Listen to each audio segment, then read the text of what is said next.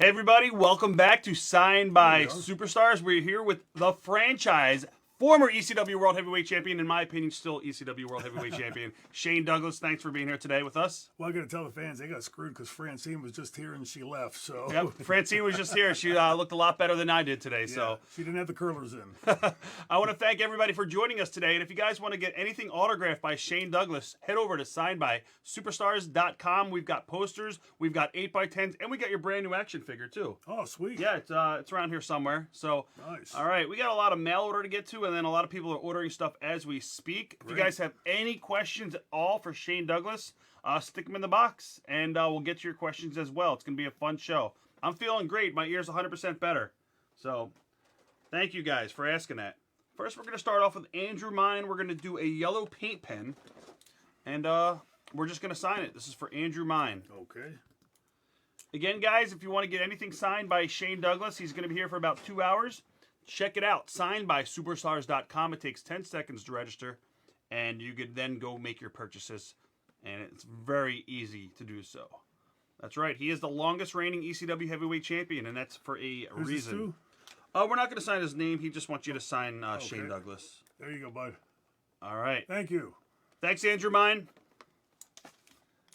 All right. This is for BJ Mine. And then we're going to write on here, and they can all kiss my ass.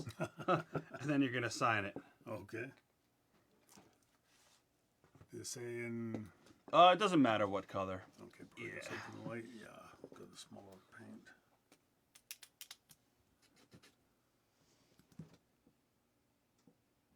paint. First question. Somebody asked what your thoughts are on Dick Flair. We were just talking about this. Great guy. There you go, guys.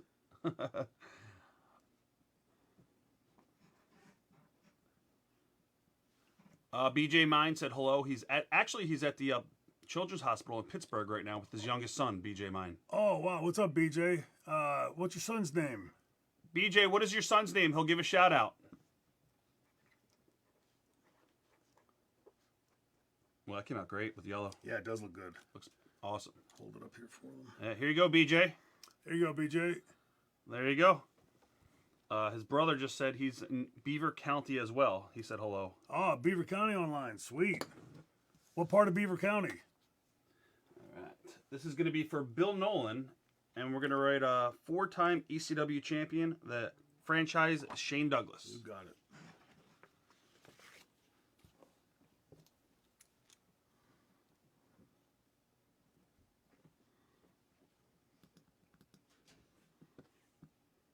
He's having an EEG, I guess, done. EEG done? Yeah. Hope he does okay with that, brother. Good luck. Hey, Tanya, we could see your messages. Yep. All right, Larry Francis, I will ask him that. Somebody asked, what was the plan with Rick Rude if he never left for the WWF when he was in ECW? He was to be the constant foil to the franchise. The franchise character, for those of you that don't know, I modeled it very much off of Rick Rude. I was a big fan of his work. To me, that's what a heel should look like and act like. But being ECW, of course, he cut the music. In ECW, we cut the fucking music. So just sort of ramping it up a little bit on steroids. So he was the perfect foil to come in to be the guy to F the franchise, like he said. And then with Bam Bam Bigelow, I think it was just to be a continuation of that. And I'm sure at some point down the road, Paul probably would have thought of having him manage me or do something in that direction as well. He will not sign Dean Douglas. I just asked him, and there's a really good reason, explanation for that. Shane could explain why he will not sign anything Dean Douglas. Yeah, I apologize, guys. I didn't realize they had put those up. Whenever, it's not this picture. There's another promo picture that they had put up that they had given me in WWF. And when they gave me the stack, they asked me to go to the Children's Hospital that day or the next day. And I went, and there was a young man there that was being treated for cancer. Great young guy, man. He was like Jim Cornette, made Jim Cornette look bad, right? He walking encyclopedia, and the whole wall in his hospital room was just plastered with wrestling pictures. And let me kill my phone here. It's Paul Heyman calling? Yeah, calling right in the middle. He just had a blast just sitting there and talking to him, but he was very ill. And when I had those pictures with me, pulled it out of my bag, and I signed Dean Douglas. And for some reason that I still can't explain today, I said to him, "You'll be the only person that ever has that signature." And I gave it to him, and I've stuck to that to this day. So I'll be happy to sign it, Shane Douglas, but just no Dean Douglas for that reason. And that makes sense. That makes total sense. We're gonna do a gold Sharpie, or paint pen. Okay. And I'll tell you what to write on here. Well, it's gonna say ringside with Steve Wilkie, the franchise, and then your autograph. Okay, ringside with Steve Wilkie. This is for Matt Trella. Thank you, Matt. What's going on, Alex? How you doing? Nope, Shane's not wearing a bikini like Francine did yesterday. Yeah, she looks a little better in one than I do. Yeah. All right. We'll ask him about Bam Bam and Candido in a couple seconds, Dave.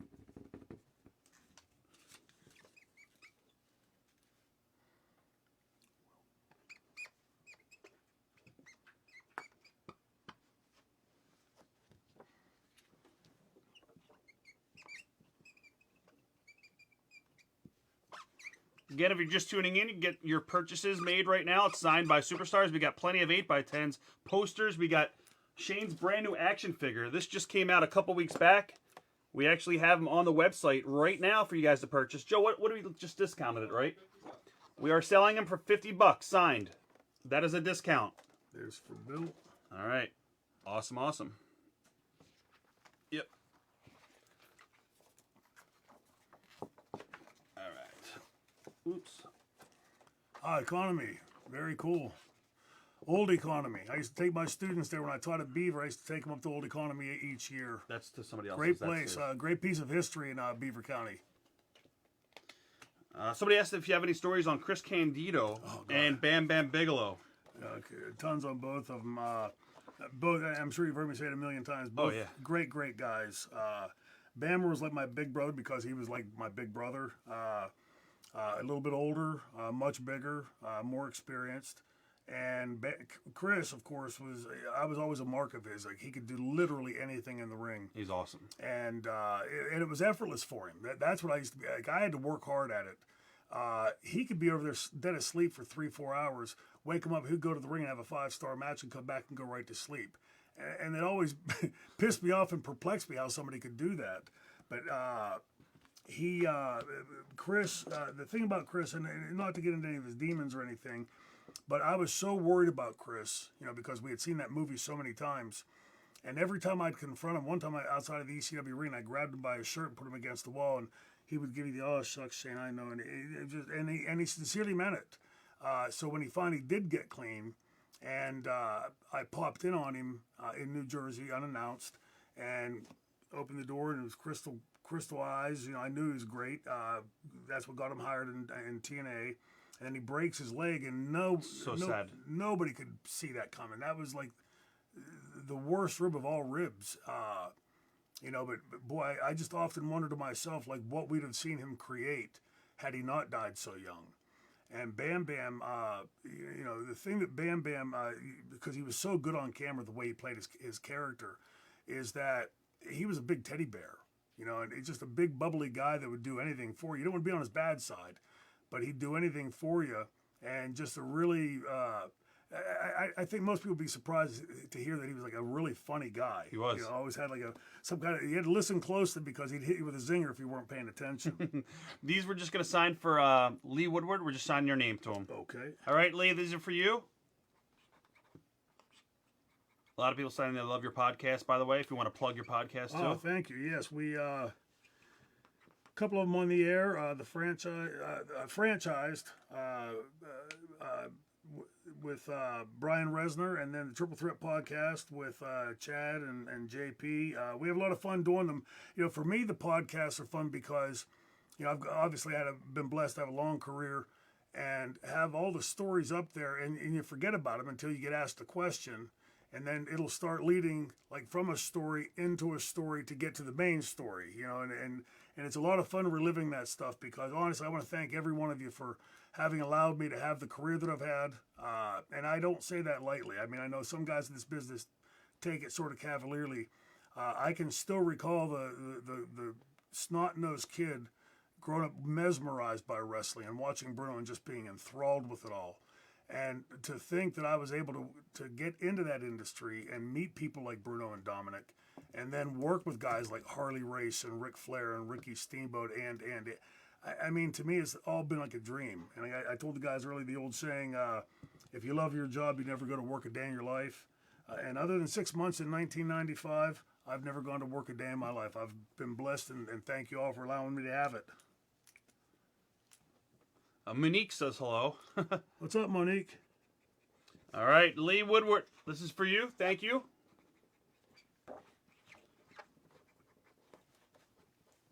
Joe getting all kayfabe with his hood on. Joe never shows his face. All right, thank you, Lee.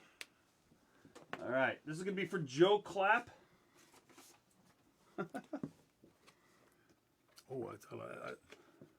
Who drew that? One of my buddies up in Canada. Have you ever seen this print before? I have. It's awesome. I saw it like a year ago. It's really cool. For those of you that have never seen it, it's somebody took an awful lot of time to draw that, and it's all of us in character in ECW. It's great. It is great. All right. Let's see. What do you think on there? The yellow? Yeah, yellow or silver.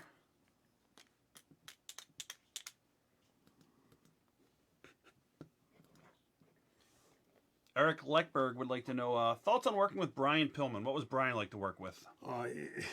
He was great because he was so unpredictable.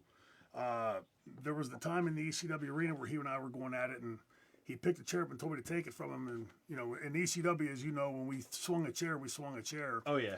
And I'm swinging the chair at him, and at the last second, he turns around and grabs a baby in the front row and puts the baby up in front of him. Right. And I'm trying to stop the chair. I mean, I could have killed the baby. You know, so you had to always That's be... the infamous put the baby down. Yeah. You know, you had to always be on your toes with Brian, but that enabled me to get deeper into my character, you know, because, you know, he was just taking you on that journey with him, and all you had to do is just follow along and just react to what he was doing. Made it simple. Joe, can I get a black marker, Joe? Is there black in here? Here's a Sharpie right here. Okay. It's going to be for James Hewitt. We're going to sign this one on the cover, and then this will be in silver, this will be black. You got it.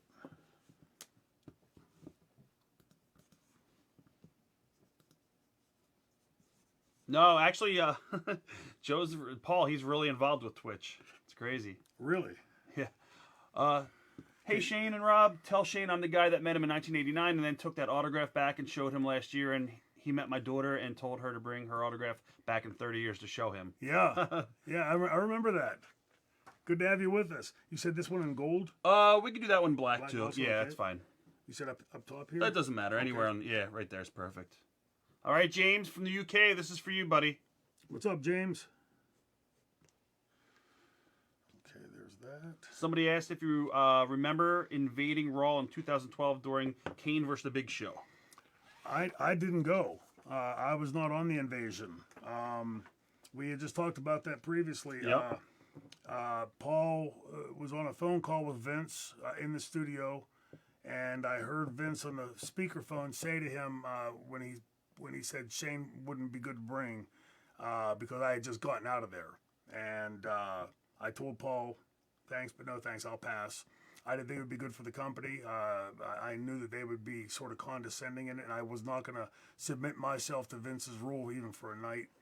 So I bowed out on it. And what I thought would happen, I thought did happen.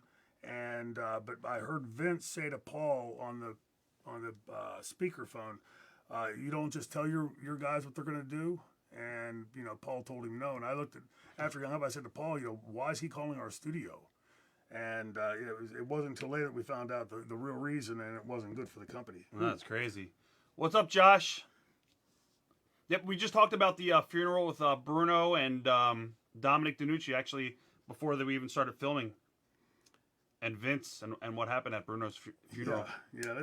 Let's just say it was a good thing that Dominic didn't know he was there. Yeah. Dominic was sitting in the front row. We were sitting in the third row behind the family, and right before they brought Bruno's casket into the church, they moved Dominic and Zbyszko and a couple other people that had worked with Bruno to the front row on the opposite side of the aisle. And right before the service started, the eulogies, you could see the sunlight come in. The doors had opened, and in walks Vince with Stephanie and some younger guy skinnier looking guy, beard and glasses, and they sat down literally right behind Dominic. Vince was breathing right down Dominic's neck. So now the eulogies are starting. I'm listening because they were great eulogies, and I'm sort of looking over every couple seconds to see does Vince acknowledge Dominic at all? You know, because Dominic worked quite a while there, and I didn't see anything. So at the end, as they've put Bruno's casket into the hearse, Dominic is standing behind the hearse, and he's just having a really good cry. And you know, his wife had just passed away 3-4 months earlier, and his daughter Danielle went to get him, and I stopped her. I said, "Give him a second, Danielle." And then I noticed some photographers hiding up in the tree line taking pictures. So I went over and put my arm around Dominic, to let the hearse and the line of cars pull out, but also to get Dominic's mind off of it. And I said, "Did Vince say anything to you in there?" And he looked at me, stopped crying. He looked at me and said, "Vince who?" I said, "Vince McMahon." He said, "He was there?" I said, "He was sitting right behind you the whole service, breathing right down your neck." And he, you know, started, you know, the wrestler stand started looking for him. You know, I was so glad that Vince was gone. Like I've always said, Vince is a strange human being. You know, Yeah. you gotta, if you can figure him out, let me know.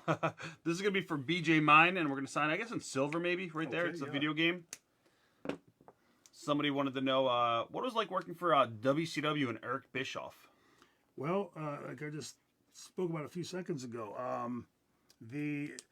it was hard because, you know, again, you know, having left WWF and gone back to ECW, back to my home, and given that creative freedom again, to go down there and see, you know, like at 3 o'clock in the afternoon you'd be doing A, at 5 it would be B, at 6 C, and then right before you go through the curtain they'd give you option D.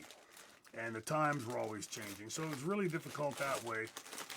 But I was not the biggest fan of the direction WCW was going. But the contract that they offered me was a sum of money that literally saved my financial life and my family. Leaving ECW, I was so deep in the red, and it wasn't just money owed. About half of the money that I was owed, $144,000, was money that I'd spent out of pocket promoting shows for ECW in Cleveland and Pittsburgh and Johnstown and, you know, the tri-state area.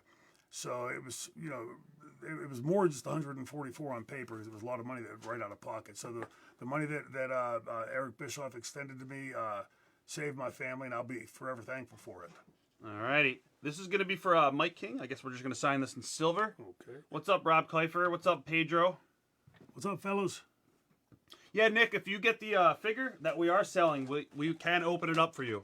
We'll open it up and we'll sign the cover, if that's what you want. Guys, we're doing the figure today for only $50. We got 20 of them.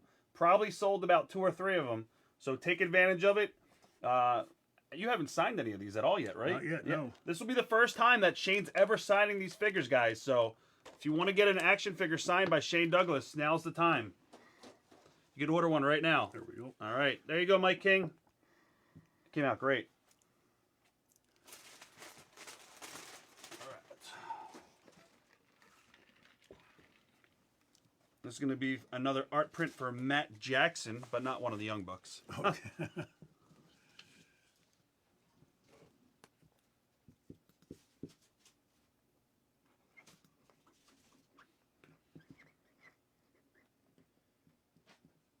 Good question. Larry Francis would like to know, if things turned out good for you and Paul Heyman, who would you have wanted to wrestle for the very final ECW pay-per-view? Oh. Gosh. Yeah, people always ask me my favorite opponent, and I loved working with just about everybody in ECW because everybody worked their ass off. I had great matches with Taz. I always loved working with Sabu. Funk was great to be in the ring with. Mikey, Spike. I mean, really, everybody there worked so hard that it's hard to pick out one. I would say going out the door, if I was going to, you know, knew that I was leaving, you know, not pushed out the door ignominiously, it probably would have been like Taz or Sabu, because like in my head I equated them with like the first class of ECW, and would want to cap it off the same way. Yeah, definitely. This is for Jonathan Miller. We're going to sign the franchise, Shane Douglas. Okay. Yep, Tanya, I got your book here. Tanya's book. I'll give it to you. Yep, and we got to invoice Give me it. that gold and take this one. This one? Yeah. Okay. Yep, and then you need to invoice Tanya for the book as well. And she also got Francine. I don't know if you invoiced her yesterday for Francine's. Okay. All right. There you go, Jonathan Miller. Thank you. Thank you, brother. Awesome. This is for Tanya McIntosh. I don't know if you know Tanya. She's from the UK. She's a big fan of yours. Oh, I do. I Yep. do. Sure do. Everybody knows Tanya. What's up, Tanya? How's the UK today? What's up, Mary? How you doing? Let's see. We'll go. If you want one of the toys, Dave, Erza Bischoff is your last name, which is crazy. I don't know if you're related to Eric, but you can check out signedbysuperstars.com. We have them available. They're right on the main page.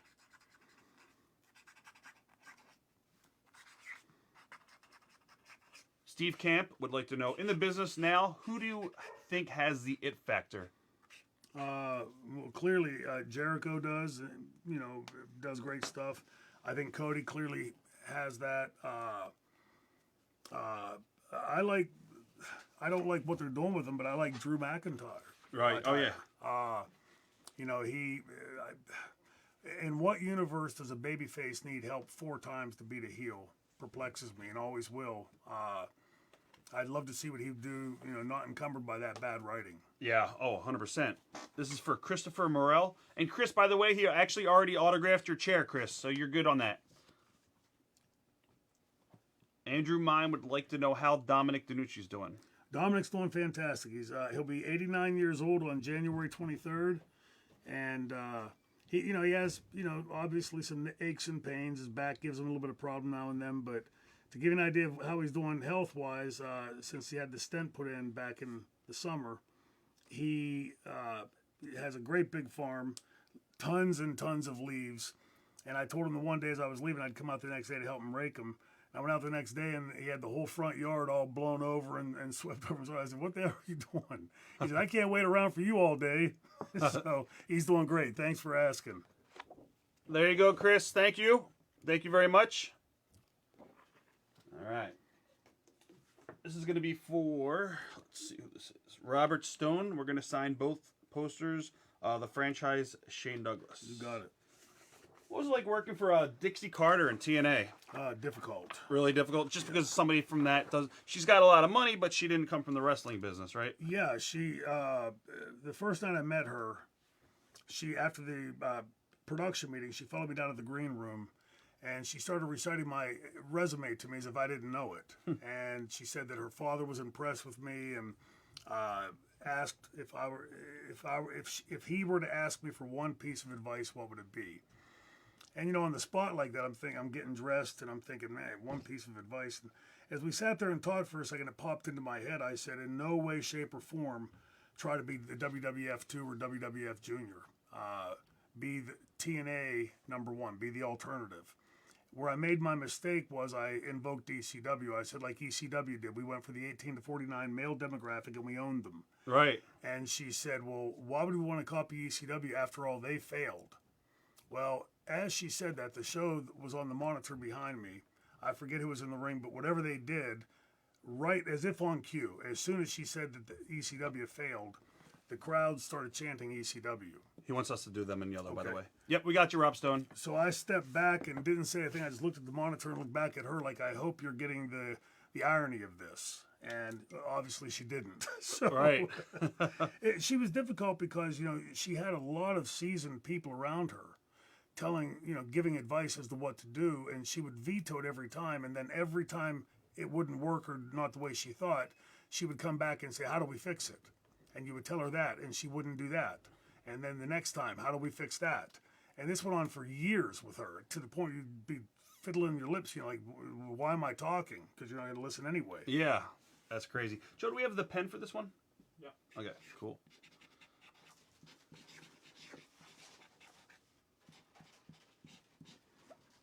That one. All right. There you go, Rob Stone. It is in yellow.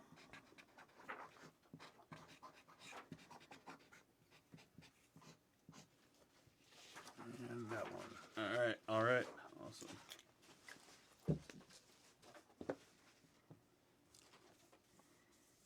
All right. This is for Dustin Gentle. I'm just going to sign this big ECW poster.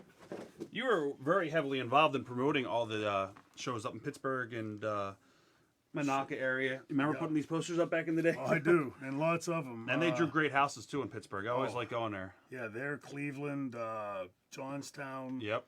A lot of great shows. But what we found initially, we were talking about this earlier, was with we knew we had a very rabid, loyal fan base in Philadelphia, and we knew we had New York, and we figured it's the big cities on the East Coast that make sense. And then there we go. All right. We didn't know how we'd fare outside of there. And the first time we ran Pittsburgh, it was Easter Sunday. We drew 700, like right under 800 people. And they had to stand in the rain for hours waiting to get in a cold Easter Sunday. The next time it was about double that, like 1,600. Then it jumped into the 2000s. And I think the fourth or fifth show was the November to Remember, and that did over 5,000 people, and we turned 2,000 or 3,000 away. Oh, but it was awesome. we had no way of gauging that there'd be that many people there. Right. So we didn't have any way of saying, okay, let's set up a side room and, $20 tickets for closed circuit or whatever. Because, that was the problem for ECW, was being so small, we just literally were hand to mouth. But I think, that's the negative side. The positive side of it was that it kept our toes to the fire. We knew we couldn't have a shit night. We had to hit a grand slam or try each night, and it sort of worked. All right, Dan Sky, this is for you, your turnbuckle pad. Hopefully you're watching, Dan, and you're not doing a wedding or bar mitzvah today. He's a wedding singer and a DJ. Nice. Well, he's more of a DJ than a wedding singer, but... There you go. All right. Somebody asked if you were ever invited to do the TNA reunion ECW show. No. You never were? No. Okay. All right. Let's see. All right, we're going to do the Kane. And he's got a spot that he wants you to sign it in. Okay. Top half, print the franchise. And then the bottom half, he wants you to sign in silver. We got this pen right here. Okay. And Silver or black? silver. Yeah. No, that one. That's the pen he wants us to use. That's, okay. Yeah. So we're going to write the franchise, and then underneath we're going to sign it. Okay. All right, Chris Lewis, this is for you.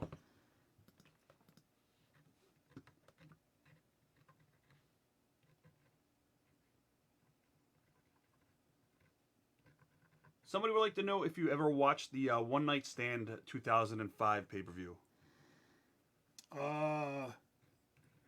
Yes. And what did you think of it?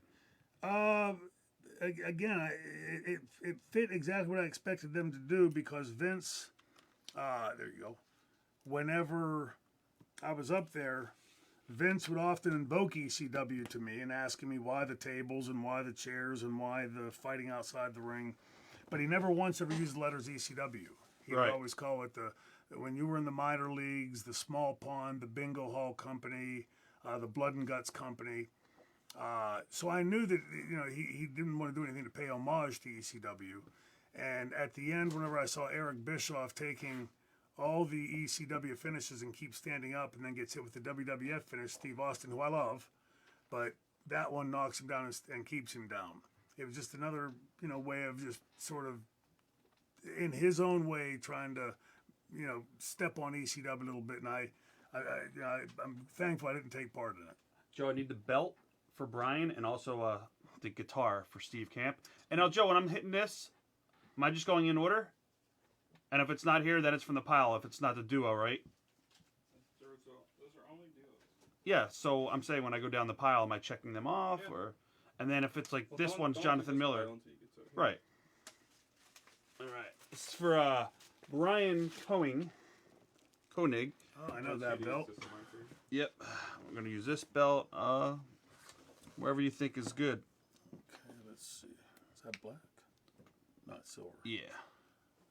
And then you want to give me the guitar for Steve. Let's see. We'll go down here. Are you doing this now or no? Well, I'm going to just leave it here because I am going to do it. Should I get it out of the way? Yeah, I'll do them. Who came up with the vignettes after you broke Gary Wolf's neck with all the promos outside the hospital? Because they were awesome. Was that all Paul or was that you? And how much freedom did Paul give to you? Paul came up with all of those. I remember the one one of them where I talk about putting a pencil in my mouth and Right. like Jerry's Kids. They were so tasteless, you know, and just really poor, you know, making fun of Jerry's Kids. Come on, but as strange as it may sound, as a performer, and you put yourself into the role of that character would say that kind of, the franchise would say that kind of stuff because he would give a damn about nobody else but himself. So when we were doing them, how many times we'd just bust out laughing, and Francine kept saying, "Oh, this is a sin. This is God's going to get us. This is a sin." And a lot of fun doing them. We were always doing them like at odd times of the night and freezing cold. And the one where I was in the water swimming, and Francine was standing on a rock with some smoking hot bathing suit on. Paul wanted me to swim like 50 yards offshore and, you know, get a long swim before I got in to make it look apparently like I swam from the island. There was an island way back out on the horizon. And I was out there, you know, waiting for the cue to start recording. And I thought I saw a snake. Like something In the water? Right, in the water right there. Whoa! And I splashed away and started swimming away from it. I swam all the way in. I said, "There's a damn snake out there." And Paul goes, "There's no snake out there." I said, He doesn't care. he said, "That wasn't a snake." I said, "It was right next to me. You're 50 yards away. I'm Right. telling you, it was a snake." So I swim back out there again. Like, I don't like Where was snakes. this at? What city? And right near the studio. Okay. Oh, in New York. Yeah. Oh, okay. So I get back out there. That thing is still there. It wasn't a snake. It was a turd about that big. This was a sewer water I was swimming in. Oh man. So if I got gills or anything like that, or Oh. start glowing in the night, you'll know why. Nice. What was it like working with Raven? Oh, Raven was great. You know, there are some guys in the business that you just have chemistry with, Yeah. and Scotty was always one of those for me. Rick Steiner, on the other hand, was Rick and I had never had a great match together. Not that he wasn't trying or I wasn't, just something about our styles that didn't Your mesh. chemistry didn't go together. Exactly.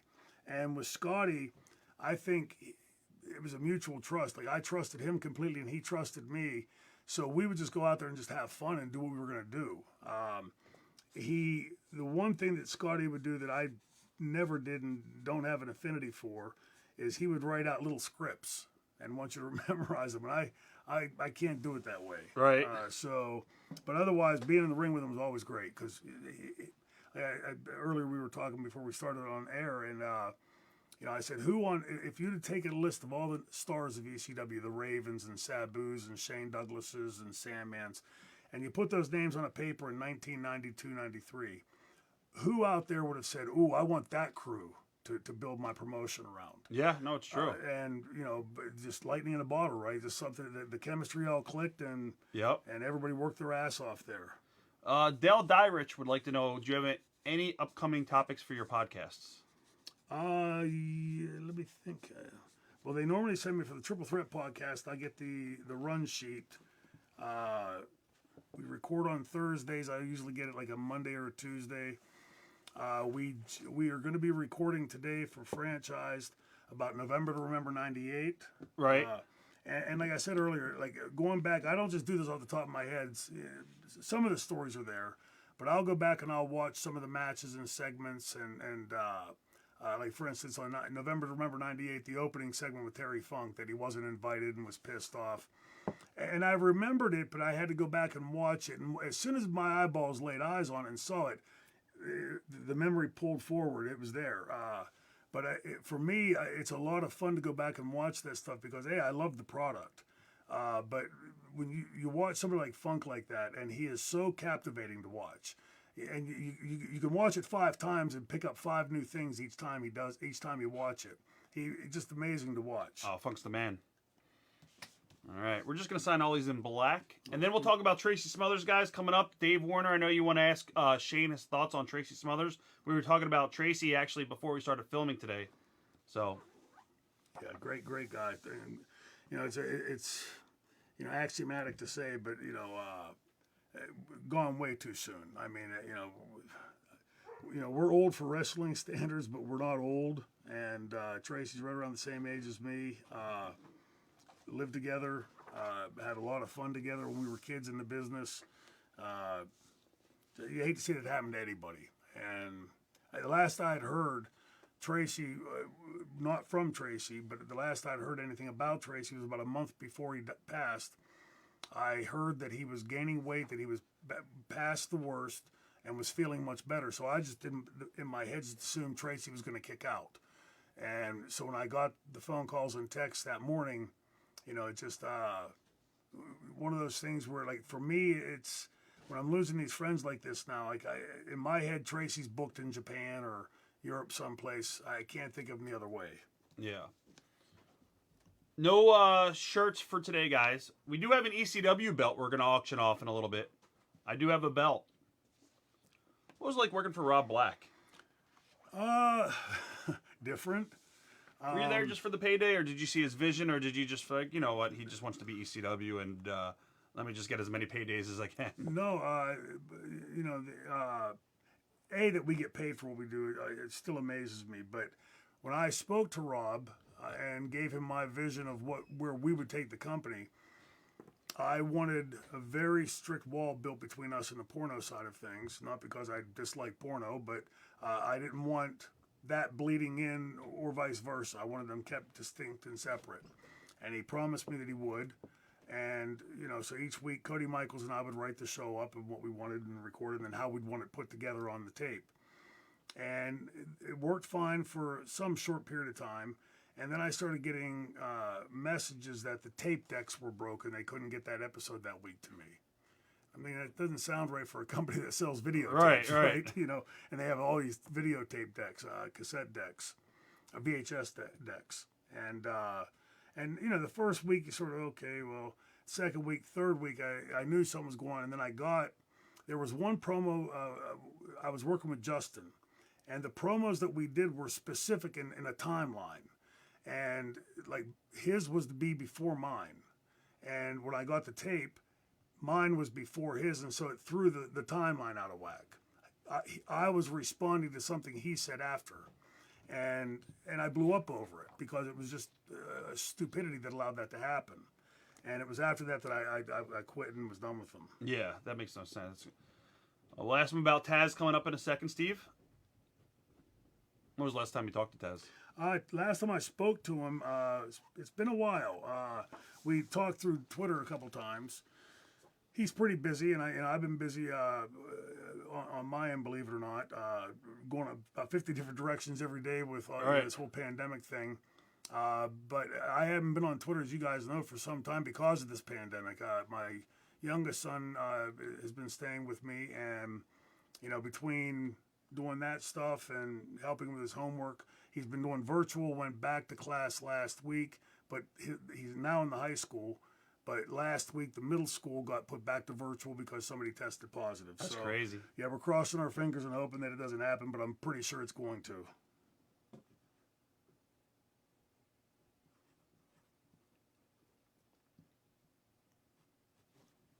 Ready? We'll ask about the Sandman. Did you ever have any problems working with Hack when he was drunk? Yeah.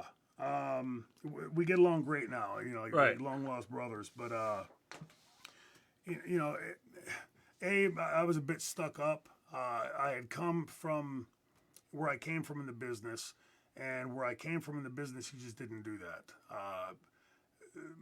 I'm putting my body in their hands, and they're putting their body in my hands. We want to get blitzed afterwards, that's fine, but safety first in the ring.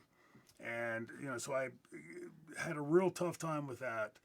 And a couple times he hit me in the neck one time pretty hard, and my hands went numb for about a week. The night that Akeem broke his leg, right, gang, I had a pit bull in a full Nelson with his chain. Anthony could do this thing. His veins and arteries must have been reversed because when he pushed the blood to his face would turn blue. I remember, yep. And so we had that spot we'd use once in a while where I'd put him in the full Nelson and he would turn his face blue. Sandman's sole reason for coming to the ring was to save him from me killing him with this chain. And so when he walks through the ropes, I push Anthony's head down out of the way and feed, and he walks right past me. And he starts whacking the kid with the broken leg who just fallen off the top rope and snapped his fibia.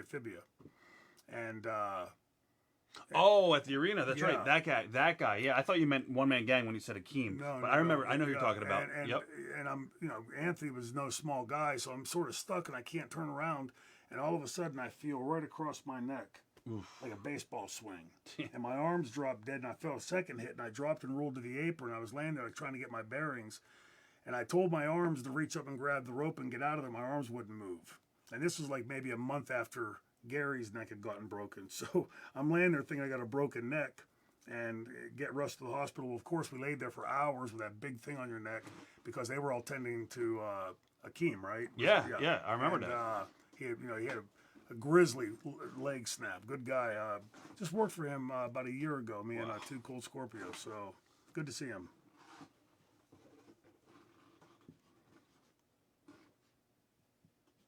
There's a lot of questions coming in. We're going to get some stuff signed, and then we'll ask some more questions. We'll talk about Shawn Michaels. All right.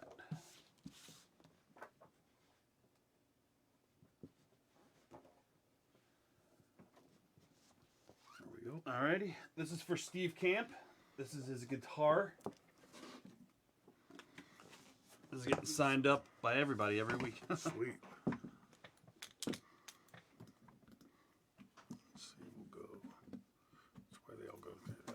What does Tori Wilson like to work with? Somebody would like to know. Fantastic. She's total pro. Obviously willing to go for anything with the Viagra angle. But she also took to the characters. She had a very similar. We had a very similar problem. Tori and I, as Francine and I had, and Bam Bam and Chris, in that when they first put her with me, she's so easy on the eyes. We'll say. That she was getting semi-pops, and, we needed to get that heel pull. So we worked around and finally came up with her saying the line, "Don't hate me because I'm this beautiful." Right. And, but she was a trooper, just a good camper. You give her some ideas, and she had some good ideas, and you just sit and work back and forth. Very similar to how Francine and I worked, albeit much, much shorter time. Yeah. We'll do silver on there, yeah. Okay. Paul Vell would like to know, did Paul Orndorff know you were working as Troy when you worked him on Challenge? No, thank God. I was terrified that he would. I remember the first time I met you was at my high school. You were Troy Orndorff. Yeah. Yeah, and you told me you were Paul's younger brother. Yeah. There was we went to work for a guy named Crybaby Cannon, Crybaby Frank Cannon, Right. in Windsor, Ontario. And Dominic drove us up, and we got up there, and when I told him my name, he said, "That's the shits." He said, "I just go to the ring. I'll come up with something for you." So I go to the ring, have no idea I'm working, and I hear him saying, and from the nephew of the great Mr. Wonderful Paul Orndorff, Troy Orndorff. And I'm thinking the guy I'm wrestling is Troy Orndorff, right? I didn't realize he'd given me that name. And it wasn't long after that we went up to do the enhancement matches up in WWF in '84. And I was, so worried about that. And years later, once I got to know Paul, I told him about that. He just laughed it off. That is awesome. Yeah, actually, I'm going to show the guys the picture too. This is me at my high school, and that's you as Troy Orndorff. Wow. Isn't that crazy? I was probably like 12 or 13 in that picture. Me too. Yeah, about that. Guys, check out this picture. That's one of the first times that I ever met Shane Douglas when he was Troy Orndorff. Try to focus it. There you go. Crazy. What year would that have been? About I'd say like 85, 86 maybe. Yeah, it was right around that same time. Yep. Crazy. All right. There we go. There you go. All right, this is for Jonathan Miller. Jonathan Miller, this is your dual signed photo right there.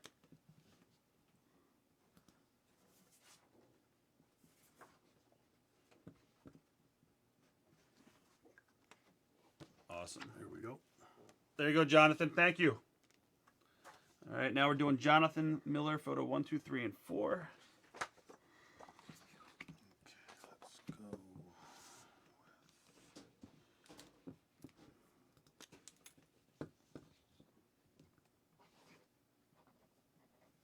Did you work with New Jack at all?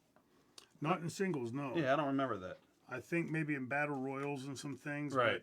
But, recently, like in the last year or so, did some stuff with him in the ring. Had fun.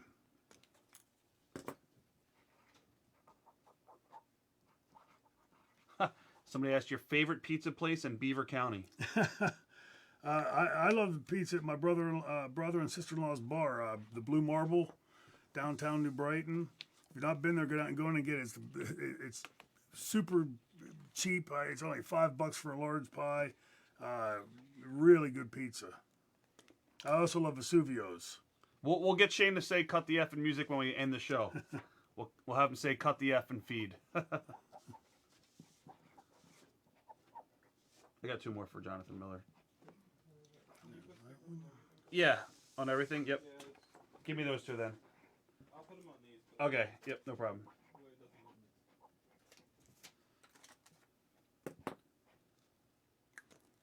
doesn't look- All right, Torrin, I got you. I actually got your message. Thank you, Jonathan. All right. Thank you, Jonathan Miller. All right. Up next is Gary Ream.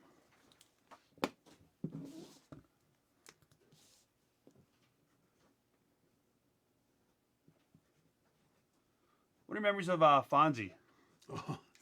I had known Fonzie for some time before he came to ECW. I had never seen him like anything other than a referee. So when he came to ECW, and he just exploded as that character. He was right? awesome. Oh, he was so entertaining. And like I said earlier about Brian Pillman, when you'd be out there working, say, with Sabu, and he would be, just goading in. He reminded me so much of the Grand Wizard when I was a kid. That you just wanted to reach out and smack him in his face. Right. But he was so great at getting heat like that. It was phenomenal. He was believable. Oh, yes, very. Just saw him at about a year ago, too, at something, and looks great. Got new teeth? Yeah, got his teeth fixed and looks great and healthy and loving life and spending time with his daughter. So happy for him.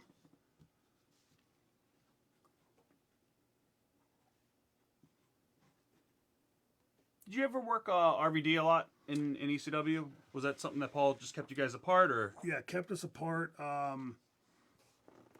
He was planning on doing some stuff because when we had the 6-man tag at the November to Remember '98 in New Orleans, Right. there was a little bit of interaction there. He'd seen it in some other tag matches in 6-mans, and I wrestled him one time in a singles in was it Pine Bluff? Did they run Pine Bluff more than once? Just one time. Okay, there was some other place down there around Alabama that we wrestled. Ozark? Ozark. Yeah. Sure was. Ozark. Yeah, I wrestled a singles match with him, and I think that might have been the only time I wrestled him in a single. Guys, you can watch that on rfvideo.com. We have that show from Ozark. I remember that building too, because we Yeah. couldn't find food during the day. Me and Gabe I think we went to a subway station, like in the subway, and we found food there. It was weird. Yeah, wasn't the building like a warehouse district or Yeah, something? it was in a really weird spot. Yeah, I remember that. strange. All right, Tony Bannock, that's for you. Tony's from Canada. Thank you, Tony. Hey. All right, this is for Rob Tackett, and we're going to write the first ECW champion on that one. Okay. And then we'll sign it as well. Including yourself, who do you feel, Dale would like to know, who's ECW's Mount Everest? Who would be the 4 guys you would pick to be on that? Funk for sure. Right. Taz. And I would say Sandman. You could have 8 names up there, if not more. There's so many, yeah. There's so many, and I'll explain the reasoning. Taz, because he, let me finish my name here. He took the company a different direction, a different flavor for the belt, which was necessary, I think, after the franchise's run. And I think he carried the belt very well. Terry Funk, no explanation needed. Sandman, because, and part of the reason we get along so well now is it took me time to figure it out.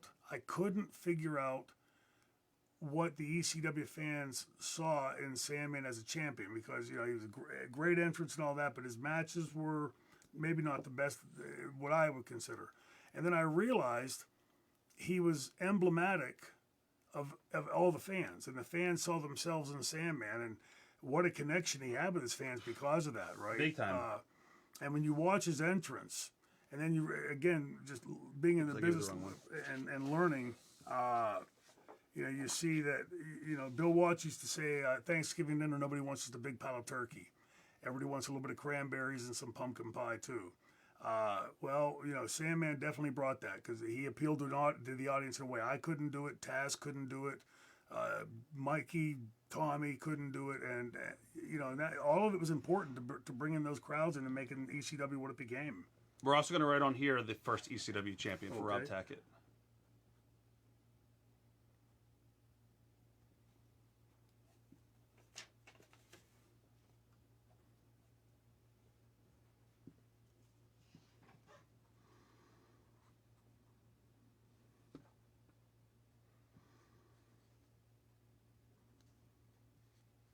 Tarn, you're coming up. I got you on the list. You're all the way down, but I got you. There you go, brother. Alrighty. Appreciate it. Thanks, Rob Tackett. Alright, this is going to be, let's see, Joe, photo number 3. Kane Pierce. We're going to write to Kane, and it's Kane. Got it. Oh, yellow looks good on there. Pops out. Nick Giles would like to know what was it like working with Haku. Oh, phenomenal. Haku's a great guy. I mean, I've told stories and we've all heard stories about, what a badass he is legit. So when I went up there in 1990, I didn't have, there you go. Who's that to? Kane Pierce. There you go. Oh, yeah. Right Yep. on there. Awesome, Thank you, awesome. Kane. Thank you. When I went to WWF in 1990, there was no promise of a spot. It was just an opportunity. And I was happy to take it. This is for Chris Whitty, and we're going to write the franchise. Shane Douglas, 4-time ECW champion. Okay. All right, Chris, this is for you. You think Haku is definitely one of the toughest guys in the business? Oh, without question. I'll tell a story here in a second. When I first went up there, four? The franchise, Shane Douglas, 4-time ECW champion. Okay. Yep. When I saw my name on the list to wrestle him that night in the Garden, there we go. Awesome. Thank you, brother. Cool. I was a little bit intimidated because I knew him, but I had never worked him, and I used to back then have the heel, beat me down on the turn, shoot me to the turnbuckle, and I would vault to the top rope and do a blind cross body block. Well, when I turned around over my shoulder, he was all the way back in the other turnbuckle, and I wasn't Rob Van Dam, right? So I'm thinking there's no way I'm going to get him. And as I'm flying through the air, he comes running, like chopping through the air with this, runs and jumps into me, and it was like getting hit by a car. Right. He hit me, and I've seen the tape playback. When he hits me, he takes me up. I was about 230 at the time, so imagine the physics of me coming down the velocity, him hitting and carrying us both up an extra 2 or 3 feet. That is awesome. He was incredible to work with. Great athlete. Now the story was about it was in the same area that they had all the riots after the Michael Brown, I think his name was, got shot outside of St. Louis. Right. And we were in a bar in East St. Louis, not the best part of town. And a guy comes over. He had an empty seat there, and the guy came over to take the chair. And Haku said, "Hey, but I got a friend sitting there." And the guy leaves and comes back about 10 minutes later, and again, Haku says the same thing. Third time he comes back and gets it again, and Haku now gets a little hot. He slams his hand. So I tell you, he goes, "Yeah, I don't see any fucking friend," or something like that tune. And Haku jumped up and grabbed him in the tongue hold. I always thought that was a work. And the guy like the arms went out tight, and as soon as that happened, a chair flew through the air and hit perfect in the head, and he was bleeding right away. Boss Man was with me, pushed me against the wall, and for those of you who didn't know Ray, he was about 6'6", 6'7". He had this little kid voice like this. Slammed me in the wall and goes, "Let's get out of here." And we're sliding down along the wall, and in front of us it looks like a movie. Chairs and tables and bodies are flying. We get outside, and 10, 15 cop cars come pulling in, and they go pouring into the place. We're all the patrons are outside the bar, and it sounds like there's still a riot going on in there.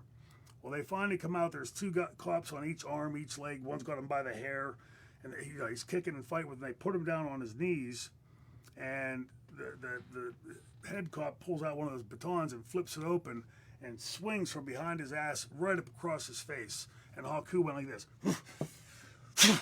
It just pissed him off, like like spitting, into some like what's the old song? You don't Spit. tug on Superman's cape. You don't spit into the wind. Right. That's what that cop did that day, and they all pulled their cans of mace out and emptied their cans of mace. And if you look at Haku at the time, he has like a purple jelly bean on his face. It's from those 10, 15 cans of mace emptied on his face. Wow, I do remember that too. That's crazy. Yeah, I'd rather fight a tank before I'd fight him. All right, Adrian Gallup, this is for you. And then we're going to do photo number 3. We're going to write to Adrian, the franchise. And then you're going to sign it.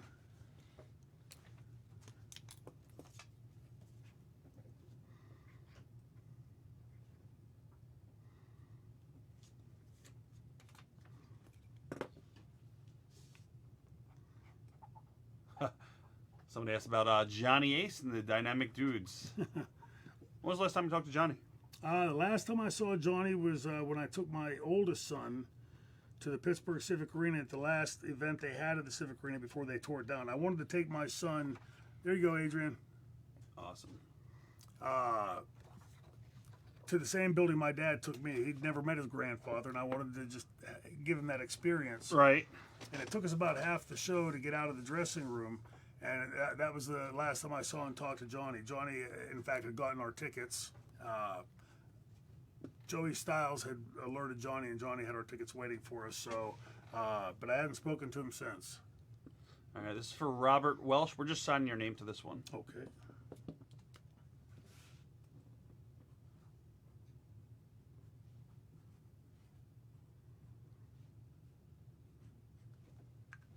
All right. There we go. Thank you, Rob Welsh. There you go, Rob. Thank you, brother. All righty. This one's going to be for, in yellow or gold, we're going to write to Brian and Lauren, and it's B-R-I-A-N. B-R-I. Okay. Yep. Brian and Lauren. Yeah, it's to Brian There we and go. Lauren, and then we'll sign your name. Yep.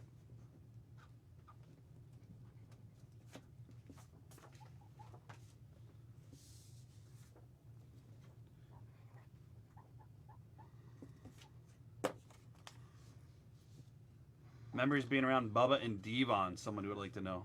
Oh, the first night I met, great guys. The first night I met him was when I came back from WWF. Right.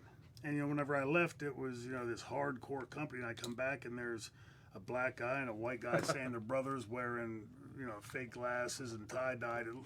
It just, there you go. Awesome. Thank you, Brian and Lauren. Just I hadn't seen them work yet, right? Right. So they had a segment early in the show with me. They'd be out in the ring. Remember, Bubba did the stuttering back then.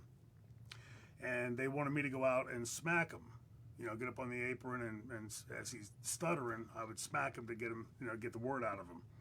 And he came up to me real sheepishly, and he said, I got a really bad toothache on this side, well, I'm right-handed, so it's sort of going to be hard to try to go the other way. And I sort of tatered him because I wasn't used to throwing with my left. Right. And afterwards, he said something like, I wish I'd have just taken it to the bad side. It would help. We're just going to sign this. This is for Armando Hernandez. Okay.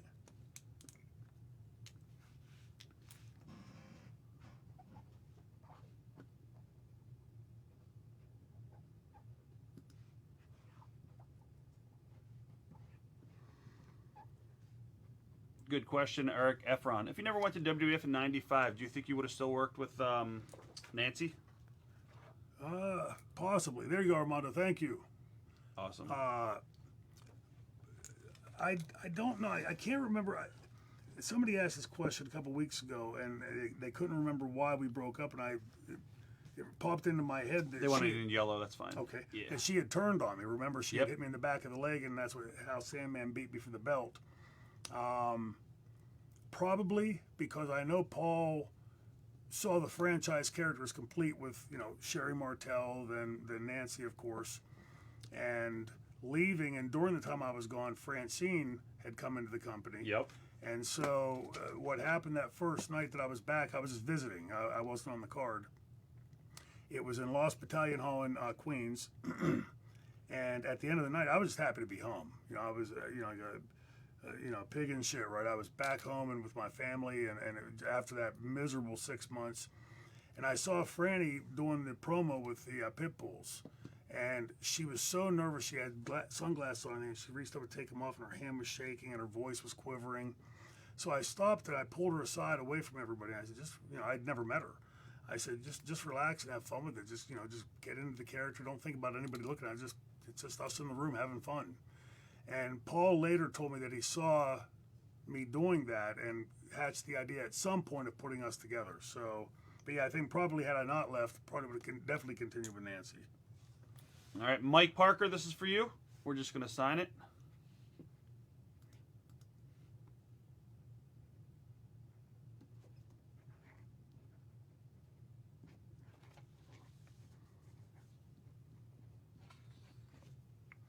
Guys, if you want anything signed today, just check out Signed by Superstars. We've got about, 5 different 8x10s to choose from. We got some posters. I don't know if you've seen this one yet, Shane, but we also have this 11x17.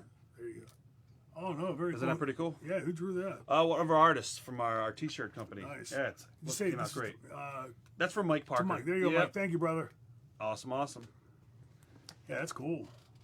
That's the first I've seen that. Yeah, he just put that out like 2 days ago for us. He just did it exclusively for the signing, so it's pretty Nice. cool.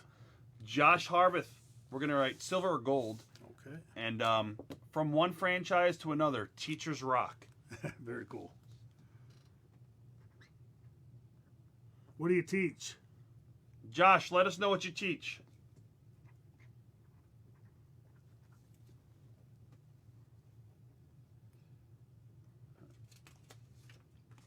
Oh, I screwed it up. Okay, we just do a different one. Yeah. I put the teacher too early. That's fine.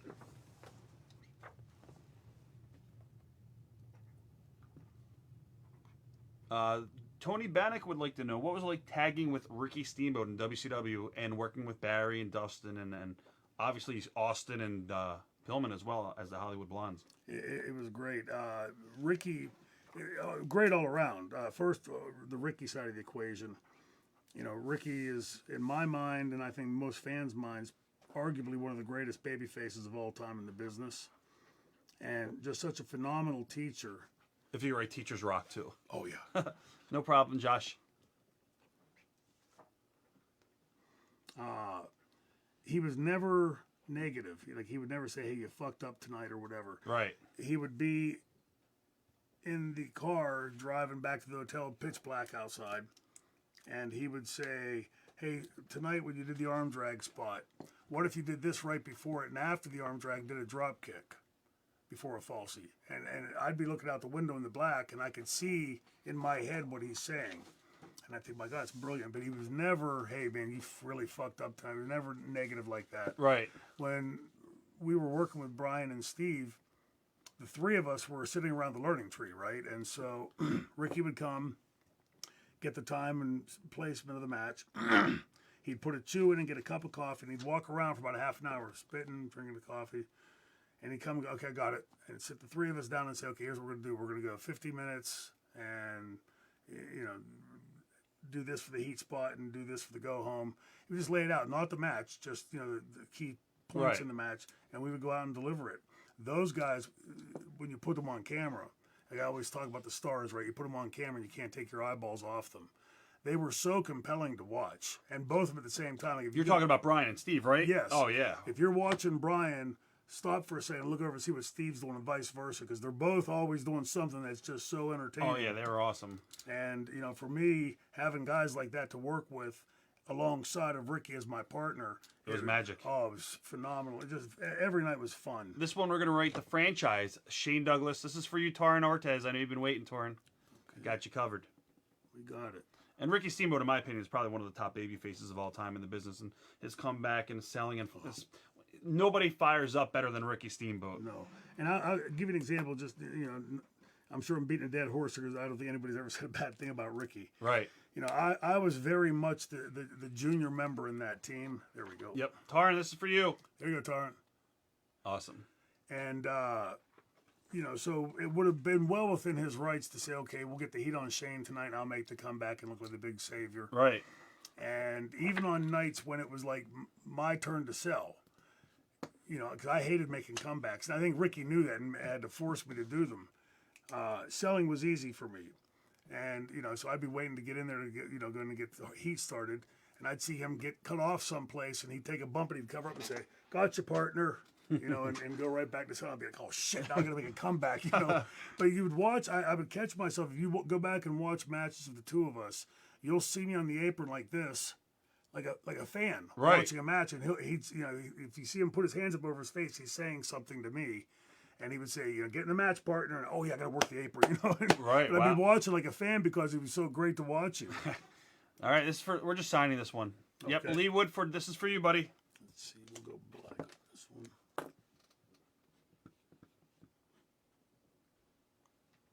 Another funny story about Ricky.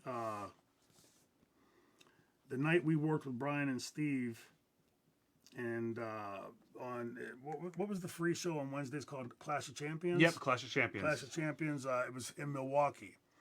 Earlier that day, thank you, brother.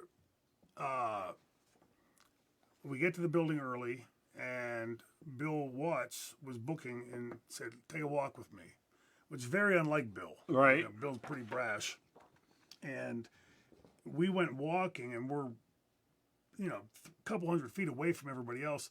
Then we walk down the stairs and into the basement of the building and walk all the way back. He's gonna kill me down here? Like, what's Yeah, it's- what the hell's going on? And we get all the way, like, it seemed like a mile away from everybody else in the bowels of the building. And he said, "Can you get color without getting caught?" And, you know, back then it was like, you know, multiple camera shoot, and Jackie Crockett, the handheld camera operator, was damn good at his job.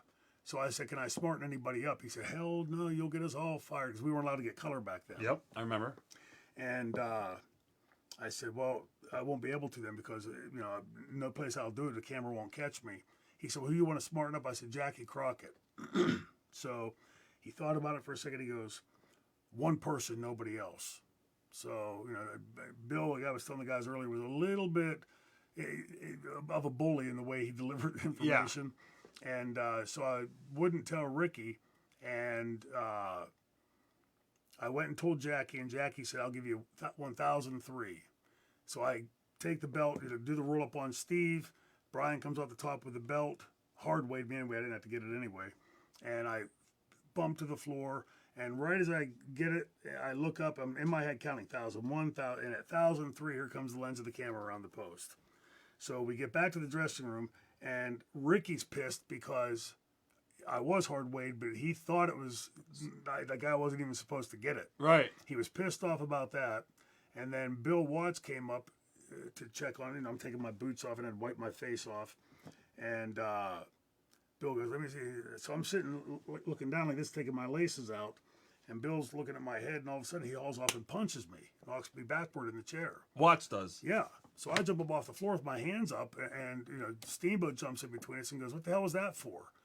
And Bill said, "Well, you guys have a promo at the end of the show," and Ricky went, "And he couldn't get it again." And so we go down, we do the promo, I get it again, put, you know, the Spirit of 76 gauze around my head. We get in the car that night. It's and amazing. I pull the door shut right in the passenger side. Ricky pulls his door shut, and he goes, and I put my hands up. I said, "What, are you going to hit me now?" He said, "If he ever does it again, you fall down and say you can't feel your legs." And so I sat in the car going, that's why Steamboat's the grizzled veteran. Oh, that's great. Just brilliant thinking. Yep, that is awesome. I thought he was going to take you downstairs and have Dick Slater waiting for you. yeah, no kidding. That's a great Dick Slater story that you told earlier. All right, this is for Casey Ray. We're going to write 4-time ECW World Heavyweight Champion You got it. and then 5-time World Champ. Okay, 4 So 4-time ECW World Heavyweight Champion and then 5-time World Champ. You got it. Champ. Joe, you want to bring over that belt? I'm just going to show it real quick. Tanya, we see your messages. Yep, you're all good.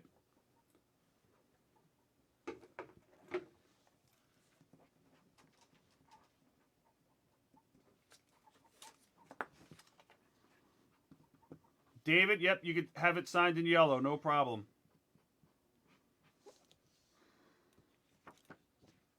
There we go. Who's this this one for? This is going to be for Casey Ray. Casey, there you go, brother. Appreciate it. All right, awesome. And guys, see the belt in that picture? That's the ECW World Heavyweight title. We have one here. We will have Shane sign this. This is a replica. You can feel the weight of it. You can tell him how heavy it is. That's the Oh, yeah. replica ECW title. And we're going to sell this and he'll autograph it. We're going to sell it for $600 today, guys. That's going to be an auction. Opening bid would be $600. This is the original ECW World Heavyweight title that Shane held. That feels unlike like the replicas. That's about as heavy as the real one. Oh, yeah. The belt company that we get them from is awesome. So. Yeah, good. Anybody wants to place a bid right now, it's going to be opening bid $600. That's the original ECW World title right there. Replica. All right. This is for Calvin Delp. We're just going to sign it. Is there anybody that you were really looking forward to wrestle in the WWF? Larry Francis would like to know that. The last time? The very first time you were there, was there like one guy that you really wanted to work? No, because I went in with no expectation. Like there was no promise of a spot. Right. But I had great guys to work with. Barry Horowitz, Playboy Buddy Rose, who was just a great guy, funny guy, great worker.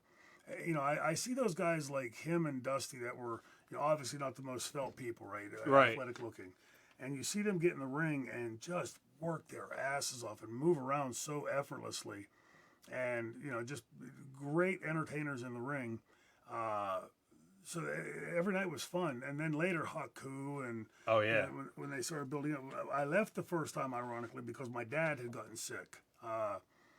In late 90, early 91, my dad had come down with stage 4 emphysema and was going to be on oxygen. And, with anybody that has any family members out there, the oxygen, it's bad to leave them alone because they can forget things. If they leave the oxygen on, an open flame could be an explosion. So I had to come off the road, and I went and talked to Vince. And, We're just signing it. Okay. Sort of ironic, the way the relationship would go later, because that day we had I always thought a great conversation. I went and told him what was going on with my dad, and he stopped me and he said, "Family always comes first." He said, "You've been a great employee. The door's always open, but you go take care of family first." And then he told me this long story about his mother, and we talked for like an hour or so. And my pays were darn good there. Had great people to work with. Left on good terms. So when I went back there in '95, I was expecting none of this shit that happened to happen. And sort of sad that Vince allowed the inmates to run the asylum like that. Just sign this one, you said? Yep, we're just signing this one. Okay. This is for Calvin Delp. All right, Calvin, gotcha. I got you, John Burns. I got you. I made a note of it in yellow. You're good. Guys, again, if you want to get any of these 8x10s purchased, check out Signed by Superstars. You got to register, and then you can make a purchase right now. Takes 10 seconds to do so. Yep. Which one's in gold? That's going to be for down the line. Okay. Yeah, not right away. This is going to be for Ernest Sutherland, and we're just signing it. Ernest, this is for you. Let's keep it silver franny. I have another one for Ernest. We'll just sign that one.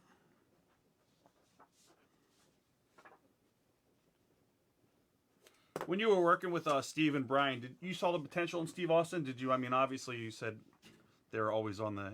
They were always on. Yeah, that whole gimmick, I saw a whole different side of them. Before that, It's crazy. It was so short-lived, and they cut their feet off. yeah, when he was younger, and just there working as Steve Austin. What was his gimmick? In Stunning WCW? Steve Austin? Yeah, Stunning Steve. Steve Austin, Yep. right? Yeah, and you could see. I worked him quite often in singles matches then too. The thing about Steve that I think, aside from the characterizations, even then or later with Stone Cold, is that Steve is impeccable in ring placement. When I would do that blind cross body block, He was there never, for it. never ever second guessed that he wouldn't be there. No matter where he was in the ring, you knew he'd be right in the perfect place to take the bump. Right. And then when he went to the Hollywood Blondes and they did that, you just saw a whole different side of him that you never saw before, because he was more like one of those old time wrestlers, right? Going to give 100% and do all that kind of stuff. And then later you see that just amazingly telegenic character with the Hollywood Blondes. Interesting story about the Hollywood Blondes. is that the Hollywood Blondes originally was slated by Bill Watts to be me and Brian Pillman. And he called me to the office. I got called up to the office on a Saturday or a Sunday. This is the first, guys. I've never heard this story. And the CNN Center's empty. Security takes me and walks me up. And I walk into Bill's office, and I can verify the story. He's out on the balcony, Taking a watering piss? the plants. And I look at his desk, and he's got his briefcase open, and there's a handgun laying right on top. I'm thinking, okay, so nobody else is in the building, right? Did I do something wrong? Right. Am I getting shot up here? And he walks in and he said, I'm thinking of putting you with, I was with Steamboat at the time. He said, I'm thinking of having you turn on Steamboat and putting you with Brian Pillman and calling you the Hollywood Blondes. What do you think? And I thought about it, and I thought, who wouldn't love to work with Steamboat, right, against him? But my honest opinion at that time was, I said, I don't think it'll work. He goes, what do you mean it won't work? I said, well, I think the fans still see it as Shane Douglas and Ricky Steamboat. They won't buy him selling for me or whatever just yet. He didn't say anything. He leaned back in his chair, put his feet, put the cowboy boots up on the desk, and leaned back in the chair like this, and he said, I always knew you were going to be the one that picked it up. And then told me that the next idea was Steve and him to work with me and Steamboat. So I won either way. Right. That's awesome. Oh, we're just going to sign this one. This is for Ernest Sutherland. Okay.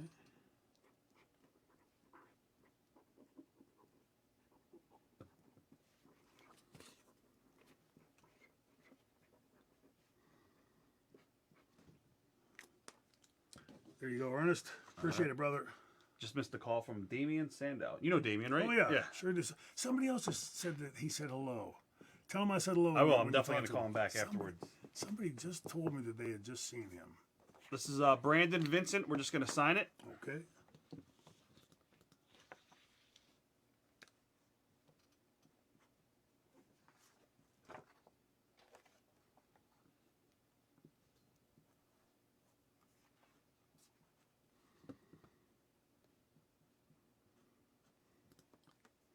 Alrighty.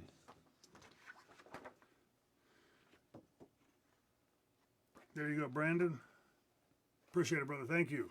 And this is another Brandon. This is Brandon Kane. We're just going to sign it. Okay.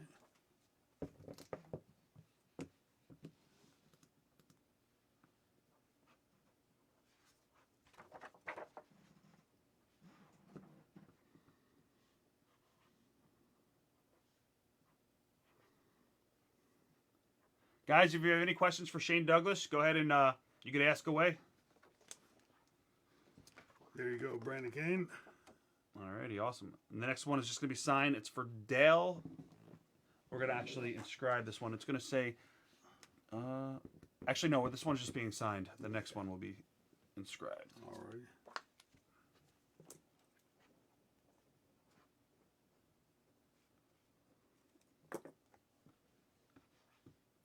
Mary would like to know, what other companies would you have worked for if NWA and ECW did not work out for you?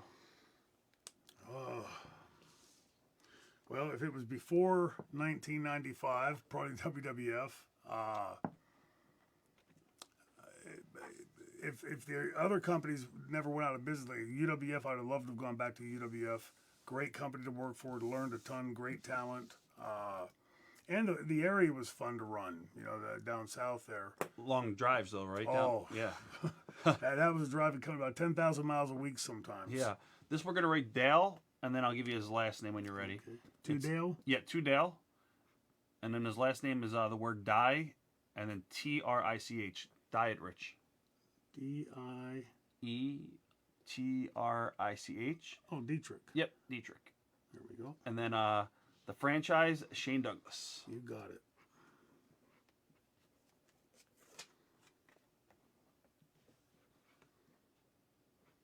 Is there anybody from today's generation that you would like to work? That has been asked by Rob Wright. Yeah, I'd if I was younger and in the shape I used to be in, I'd love to work with Randy Orton.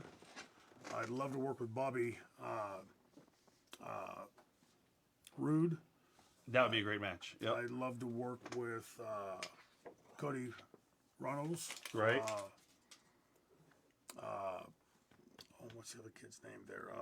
Kenny Omega. No, I would love to work with Kenny Omega. Tall blonde kid, cowboy gimmick. Adam Page. Adam Page. There Yep. you go. Brand, Adam. That's what happens when you get hit with chairs for 40 years. So it's, This is going to be for Brian Potts, and we're just signing it. okay. Yep. Let's see. We'll go yellow.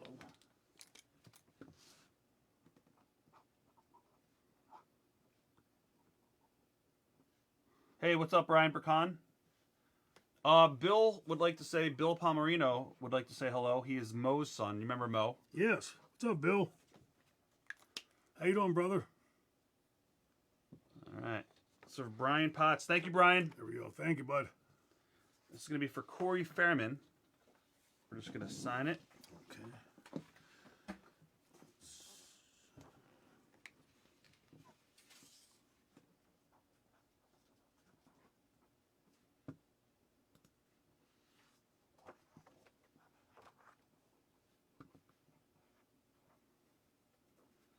Mary also wanted to know about Paul Heyman. Any thoughts on Paul? Yeah, good and you know, I always like the yin and yang because we all have it, right? We all have the good and bad. Paul was one of, if not the most brilliant booker I ever worked for. Paul had a way of envisioning something and then bringing that to life and helping to instill that in you as a talent.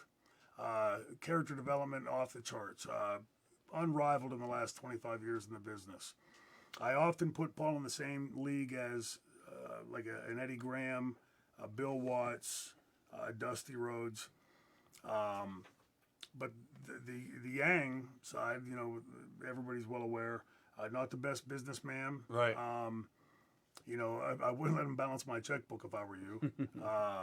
But as far as the creative side, it's a shame that for whatever reason, Paul didn't share with us that burden of the side of the business because, you know, we had Joey Styles there, me, Taz, Bubba, you know, a lot of people, Tommy Dreamer, helping out behind the scenes doing different things. Unfortunately, by the time we found out, you know, how deep we were in the hole, it was too late and we couldn't save it. Yeah. But as far as booking stuff, I would say Paul had no rivals in the last 25 years, just had a clear vision and allowed the leeway to not micromanage us and tell us, hey, go out and read this teleprompter or go out and make sure you say this, this, and this, and that. The most he would ever do is say, hey, don't forget to mention Taz or whoever in a promo. The first time I had a 5-minute promo, which I had never done before, he said, how long do you think you can go? I said, I don't know, a couple minutes, 2-3 minutes maybe. He said, can you do 5? I said, oh, I don't know, Paul. And my music started playing. I said, what do you want me to say? He goes, whatever you want. So when I went out there, That's awesome. you know, He gave you the platform to do it. yeah, to create the character the way you want. All right, we're going to write the franchise on this one. Okay. Yep. This is for Eric Gonzalez.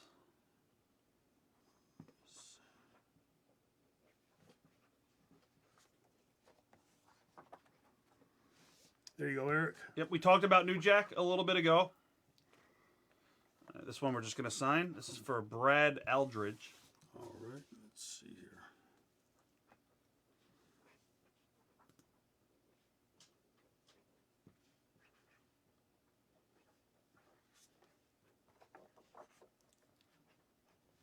There you go, Brad. Awesome. That's Greg Manafoletto's, and we're going to actually write the franchise on this one. Okay. And we'll sign it.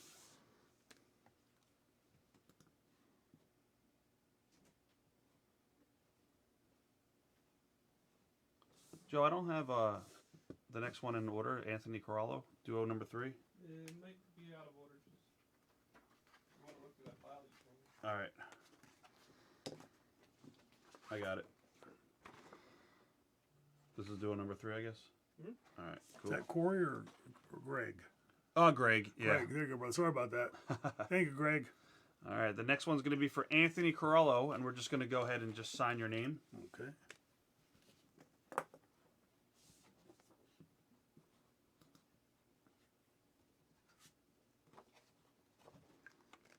There you go, Anthony. All right. Thank you, awesome. brother. That is going to be for Todd Satterfield. We're going to do that in red, Okay. and we're going to write, you just got franchised, and then we'll sign your All right. name. Todd, this is for you, buddy.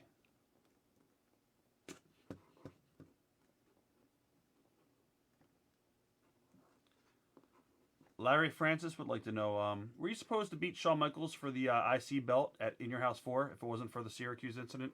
Yes. And that's not just a story. The reason I know is because Vince told us together that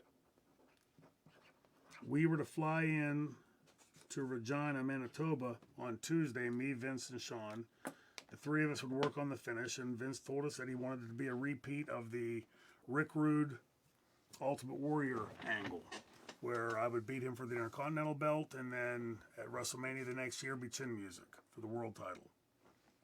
And got back from Germany, and Davey Boy called and said that Shawn had been talking shit on me while I was in Germany. And I said, on me? Why would he talk shit on me? He said, he's telling everybody he's going to embarrass you on the pay-per-view. Well, I knew Davey well enough to know that Davey liked to stir the pot, so I told Davey I'd like to see him try to stretch his ass on that pay-per-view. Right. The next day, I get a phone call from JJ saying that Vince didn't need us in early now that Shawn's had a relapse of his concussion. So, newsflash, I was accepted to medical school. And Right, you can't ever. yeah, so the only way you relapse concussion is if you get hit in the head again. And so my thought was, why would he be doing anything that he could get hit in the head again? And JJ said, well, he didn't get hit again, he just had a relapse. And so I went, oh, okay. Now I'm seeing this. Davey Boy says this, I get the phone call today. So I fly in, me and Jim Cornette flew in on the last flight the night before, like midnight. By the time we get to the hotel, I'm rooming with Dustin. Dustin's got a note on my bed in the room that everybody's in the bar. So I put my stuff away, go down to the bar, and as I walk into the bar, I see two hands going over top of the crowd, wall-to-wall people.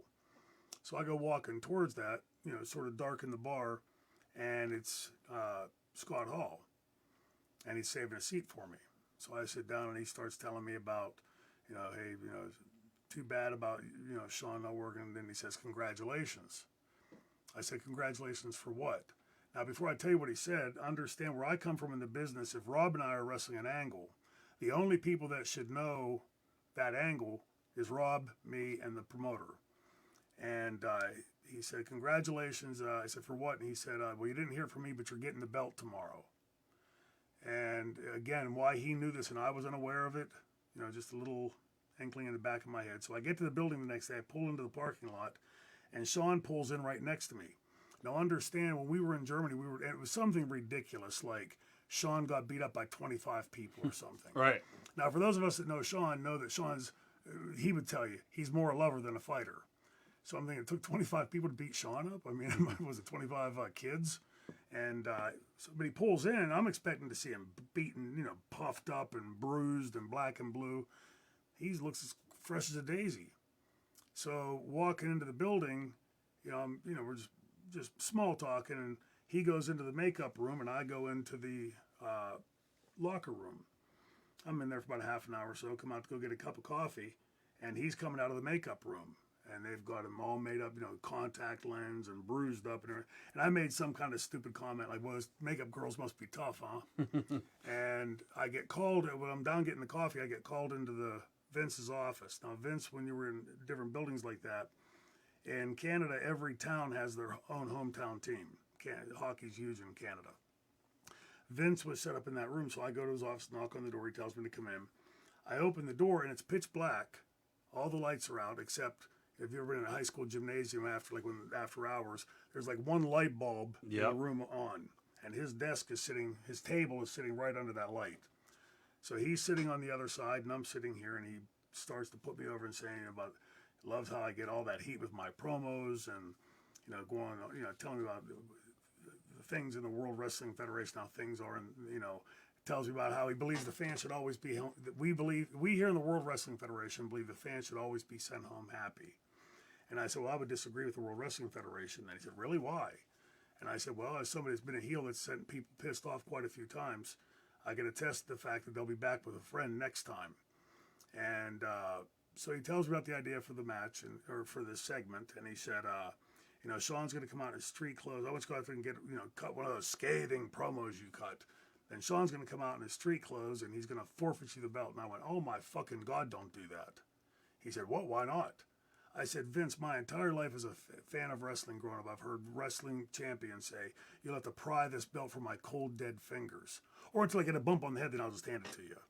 I said, I'm sure he can do chin music. Just have him super kick me and pin me. He goes, no, we're committed to this. And he goes on, well, we'll do any finish you want to do, which I came up with the leg slit under that they never mentioned. And then he said, and at that point, he goes, you take that belt and you hold it close to your chest like you've just been handed the keys to the kingdom. He goes, and at that point, and he just holds his hand out like that. So I'm looking him in the eye and I'm thinking, what's he doing with his hand? So I slowly followed down his shoulder, elbow, hand, and I keep going. And Scott Hall's sitting in a locker over here in the shadows. And I looked back at Vince. I said, what kind of fucking game are you playing here? And so that's when he said, we'll come up with whatever finish. And I came in, he goes, great, we'll do that. We'll go back and watch the finish. My leg goes under the bottom rope and the announcer never mentions it. So, and I said to Vince, I said, you don't think the fans are going to be smart enough to see that this is technically a babyface to babyface belt switch? Right. And, but in the WWF, gravity falls up. Yeah, you can't figure it out. This is just a signature for Andy Hurrion. Okay.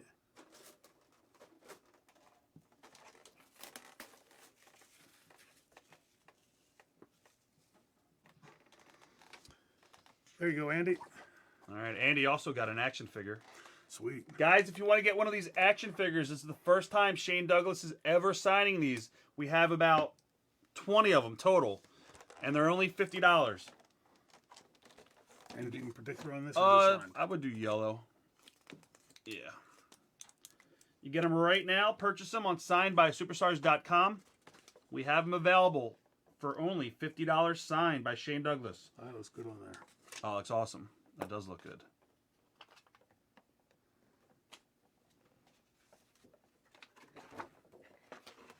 This is Andy still? Yep, Andy Hurrion. That one is. There you go, Andy. Thank you, brother. Awesome. That looks great. Yeah, cool. There we go. Good. Good stuff. All right. This is going to be for Patrick Murray. We're just signing it. Okay. Yeah, those are nice. Yeah, they came out great. I'm definitely going to give you a couple of them. Yeah, please. They're awesome. For sure. This comes from a picture that... It looks like a Garbage Pail Kid, right? Yeah. You remember those stickers? I do. But the picture itself was taken at a gym by my house called Ultimate Fitness. Right. The Pittsburgh Post-Gazette was doing a story, and they wanted to have pictures of my son, who was 2-3 years old at the time. And some of you may have seen it. There's a picture of me swinging him in the mirror. He's got wrestling tights on. I'm swinging him in the mirror. And that picture was taken the same day. So awesome. Joe, somebody asked for a red paint pen on something. If you could just figure out who it was.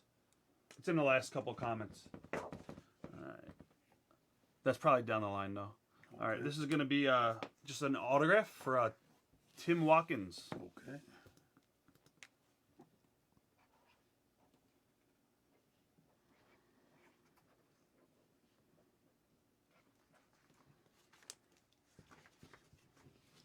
There you go, Tim.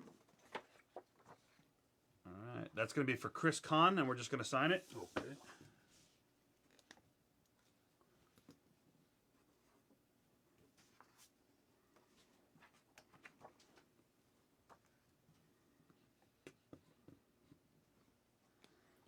Yep. Pedro, she already signed them, so you could order one on the There you go, website. Chris.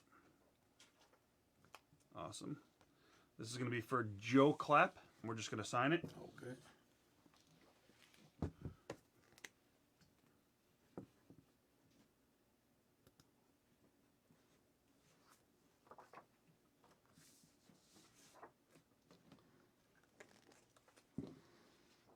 There you go, Joe. Appreciate it, brother. Awesome. And if you could write Steve Camp in red, he wants his in red. This is going to be for Ronnie Meeks, and we're going to write to Ronnie. Thanks, the franchise. You got it.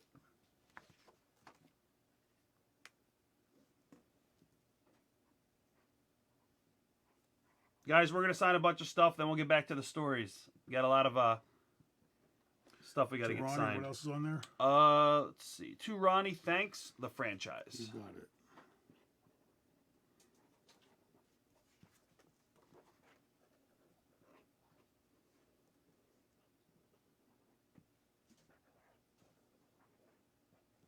Jason would like to say Shane will forever be my all-time favorite wrestler. So much respect for him. That will never, ever change. Thank you very much, brother. I appreciate that. There you go. There you go, Ronnie Meeks. Ronnie. This is for Derek Gould. We're just going to sign it. Okay. Derek? Yep, Derek Gould. He likes the ladies.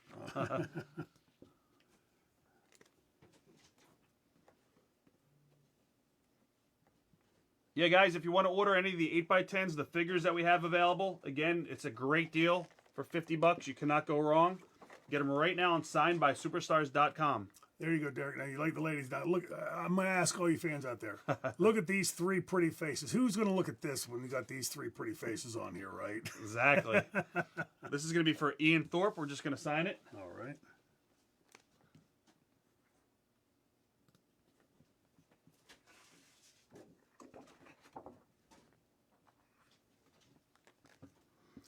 There you go, Ian. Thank you, brother. All right, then we're going to do a Matt Grundy. We're just going to sign this in art print. Okay. Any Jim Cornette stories? Oh God, yeah. Funny one. Everybody knows where Jim stands politically, right? He hates Trump. So I had taken Dominic up to a show in Detroit at the Joe Louis Arena.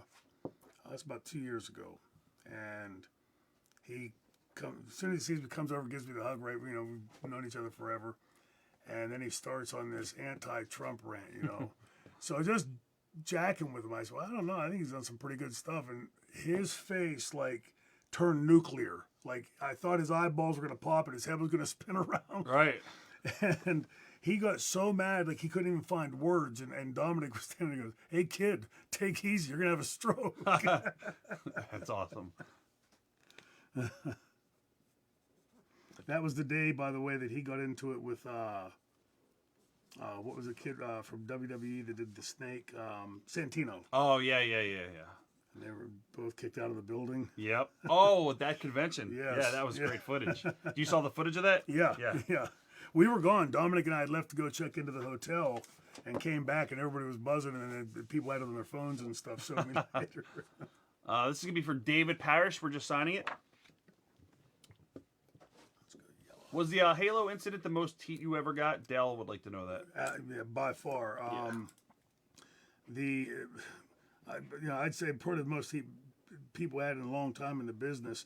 When you're coming up in the business, you hear stories from the old timers, and they used to always talk about what's called white heat. And it sounds like one of those stories like, hey, back when I was, your age, I used to get white heat, kid. Right. And the fans were going to try to kill me. And you start to think of like a Holy Grail type story. And that night when it happened, the reason I got so scared was Paul had always told us, if you ever see cops in riot gear, you know you're in imminent danger. Well, we were in the building all day and you never saw any cops in riot gear, so I just figured it was another one of Paul's stories, right? So Francine had been bumped, camera straight ahead, stage right, which would be my left. She's laying face down and can see none of this happening. So when I grabbed the halo, if you watch my face, I'm trying to gauge first by sound, then by sight. But the crowd went from like an oh my God to fangs out, and then fans started jumping over the railing to the right. It was crazy, yep. And well, that instinctively took me this way because I'm thinking, get Francine and get the hell out of here. And as I jumped through the ropes, I end up landing with my back to the camera, facing back this way. So I turn around to get Francine, and I see somebody running up behind me. I swing and hit it was Todd Gordon. Right. And I got to watch this again. I look down and I see Todd laying there, and I look up to see Francine, and I see the first cop come around in riot gear, and then the second one. And they came one behind me, one in front, pushed my head down like this, and they're pulling me by the hair. I grabbed Franny as we're going by, and I'm dragging her. I can't get her feet up under her. So we're like both being pulled through. But as I'm being pushed through the crowd, I'm getting kicked and kneed and punched uppercut. So I push my head back to just stop getting hit, and I see Tommy has both curtains pulled back, and you can see from the arena into the dressing room. And Tommy, I can't even replicate it. He had this look of absolute, like if somebody had a gun or a machete to the back of my head. I mean, he had this, oh my fucking God look on his face. And my heart dropped at that point because I thought any second I'm going to hear a bang or feel a stab. We get to the car and I throw Francine in, or Damien, we talked about earlier, peels out driving away, and we're about halfway down the street, and I started going, am I bleeding anywhere? Is there anything? I expected to see like knives and bullet holes in me. It was awesome heat. And ooh, we had Francine and I had to be snuck into, if you remember, into the buildings in the trunks of cars. Oh yeah. And my wife was getting death threats calls at home. So that's when we, got the alarm system put in the house, bought a dog, bought a bunch of guns. and- EC Dub. EC Yeah, Dub. yeah, We're just EC gonna Dub. sign this for Ryan Rogers. All right. I think black on that look better.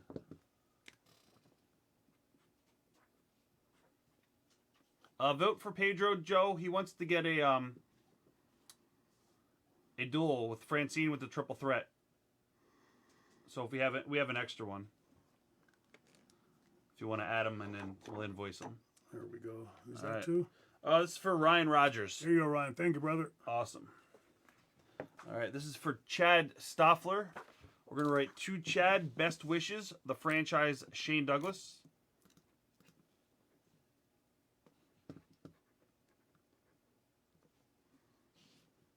Sounds good, Dale. Dale just added a figure to his order.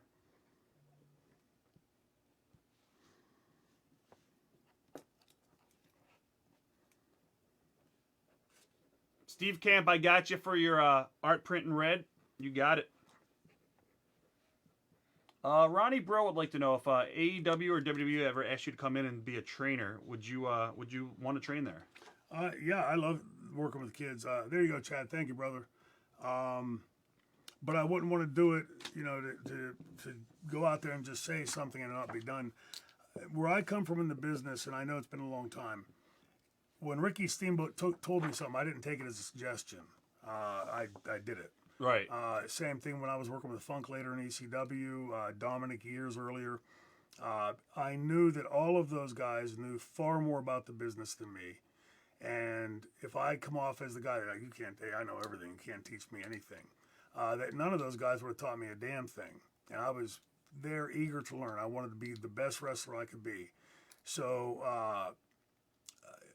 I don't think that just because we've been in the business for so long that we say something like it's up from on high. But when you're, I think, pretty universally, the fans today will make the same criticisms of the business.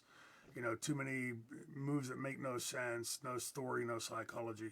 Well, if you go to Tully Blanchard and Arn Anderson sitting over there, and a Dean Malenko and a Billy Gunn, and Jerry Lynn in the back, maybe you might want to take a pointer here or there because I'm pretty sure they know what they're talking about. Oh, we're gonna do this one in yellow. Okay. And we're gonna write. This is for John Burns, and we're gonna write 4-time ECW champ. Okay.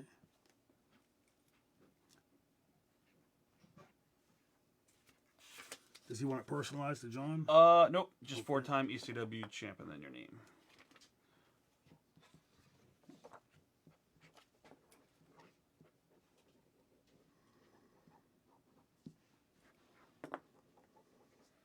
We'll do a couple more pictures, and we'll ask about Sherry Martel for you. Love Sherry. Yeah. There we go. There you go, John Burns. sorry. Thank you. There you go, John. Thank you, brother. Awesome. This is going to be for Matt Jackson.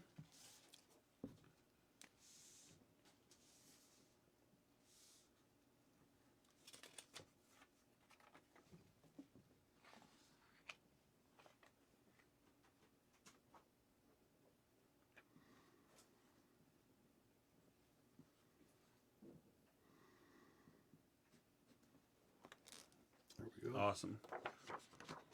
Oops, okay. We're gonna do another one from Matt because I think he just wanted you to sign it. Oh, I'm okay. sorry. Sorry about that. Yep, it's all good. I'll just put this on the side. All right.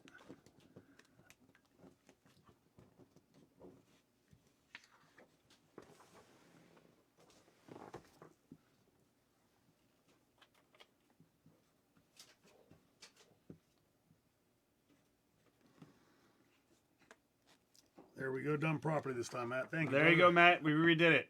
Matt, if you want the other one, let me know. It would be extra, but we have it. All right. Now we have Tony Bannock. We're going to write the franchise Shane Douglas. Okay.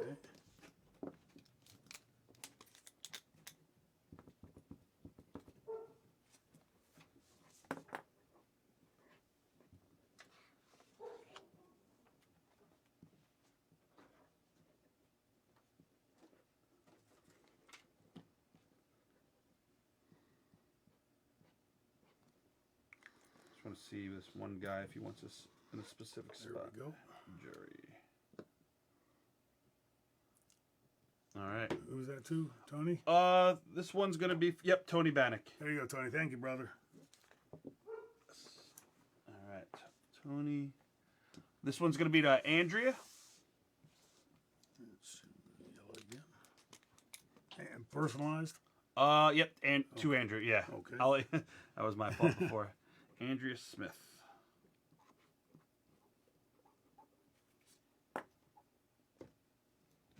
Joe, I think we need to take this out because Jerry probably wants this signed on the cardboard. Jerry Sabor.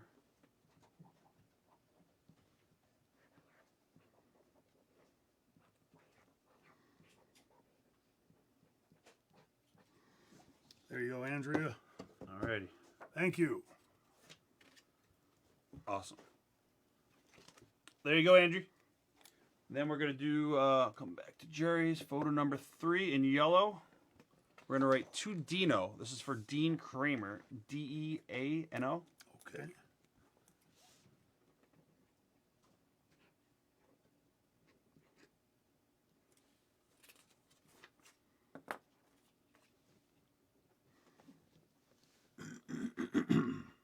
What was Sherry Martel like to work with? Oh, she was just aside from being a sweet person, she was just an unbelievable pro. You know, like for me, it was so easy because I never had to tell. A lot of what I would do later with Francine came right from working there. You go, Dino. Awesome. Came from working with Sherry because I would just go back and watch the videos and see. You know, at the present time, whenever she and I were doing it, I would watch the things that she was doing. I'd see what she was doing, why she was doing the things that she was doing, Right. and you know, so you come to realize, okay, why we're taking a rest hold. She's going to do something now to draw some attention, so it's not just dead time. And when you realize how professional and easy she made it look. And then you realize how hard she's working. We'd get to the back, and her makeup would be run. You know, she's sweating her ass off and everything because she's out there working. That building was hot and working her ass off.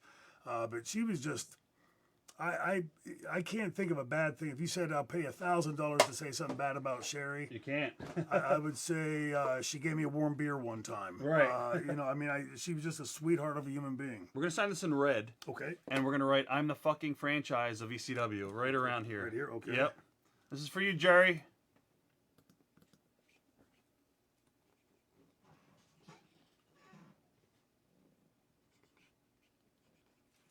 Yeah, Sherry was, she worked harder than the boys sometimes. Oh yeah.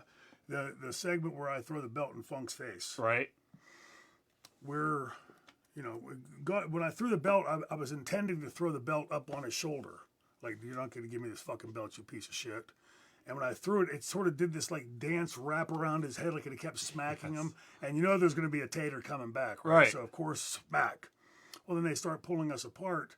And, you know, when you're pulling apart, there's a way to do it and there's a way not to do it. Yeah. And I'm fighting, I can't get away. And, you know, Terry's still swinging and I'm trying to fight to get away. And afterwards, I'm pissed. Like, like a week later, I get the tape and I'm watching the tape. And who the fuck was so stiff holding me? Sure. It was Sherry. Sherry had me scissored from behind, legs and arms. Wow. And I'm stuck like this and can't get away. Right. Tough as nails. Another time I probably shouldn't say this on camera, but I will.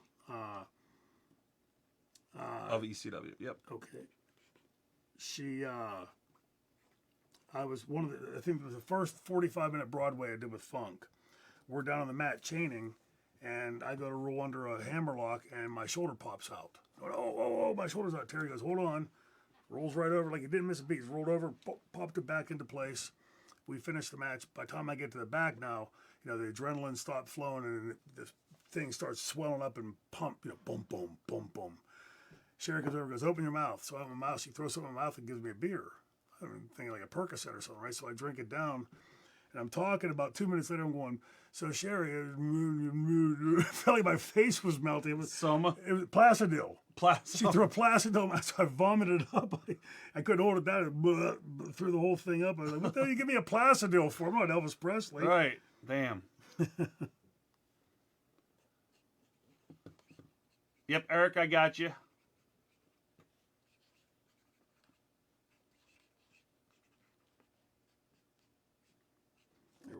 Did you get to see Devon's kid on AEW? Somebody just said No. They did a dark match. Both kids. Oh, yeah, really? They did a tag match. There you go, Jerry. There you go, Jerry. Can you see those dark matches on? You can watch it on I think the Internet? internet. Yeah. Yeah. It's crazy, right? Yeah, I'd love to see. Wow. My God. Photo number 5, Chad Matthews in blue. That he has kids old enough to be wrestling on there is what's blowing my mind. Ain't it crazy? Oh We're gonna my do blue. Joe, do we have a blue? Here's one here. Oh, we got one over here. And he wants us to write. I think we got to prime it. Yep. Okay. And then you can prime it on here if you want. Oh, you got paper. Yep. Class Ooh. dismissed. Shane Douglas. Okay.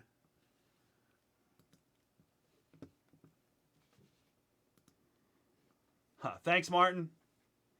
Guys, don't forget, next Friday, we have Christian stopping by. You'll be able to do pre-order probably on Monday or Tuesday. Get your 8x10s for Christian. If you want to do mail order for Christian, mail it to us tomorrow. So if you got figures, magazines, posters, 8x10s, anything you want to get Christian assigned, you guys better mail it to us because he is on Friday at 8 p.m.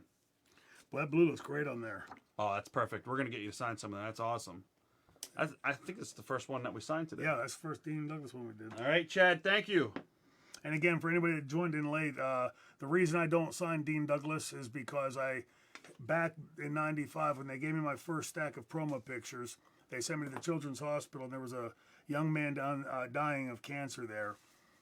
Just was a walking encyclopedia of wrestling. It had his whole wall covered. And when I pulled out the picture to sign for him, I told him he'd be the only person that ever had that autograph. It's an amazing story. Seriously, wow. We'll do this in red for Ian Thorpe. Okay. Yep. Ian, you got it.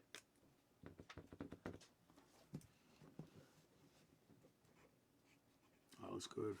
Yep. No, that's great. We got another one as well.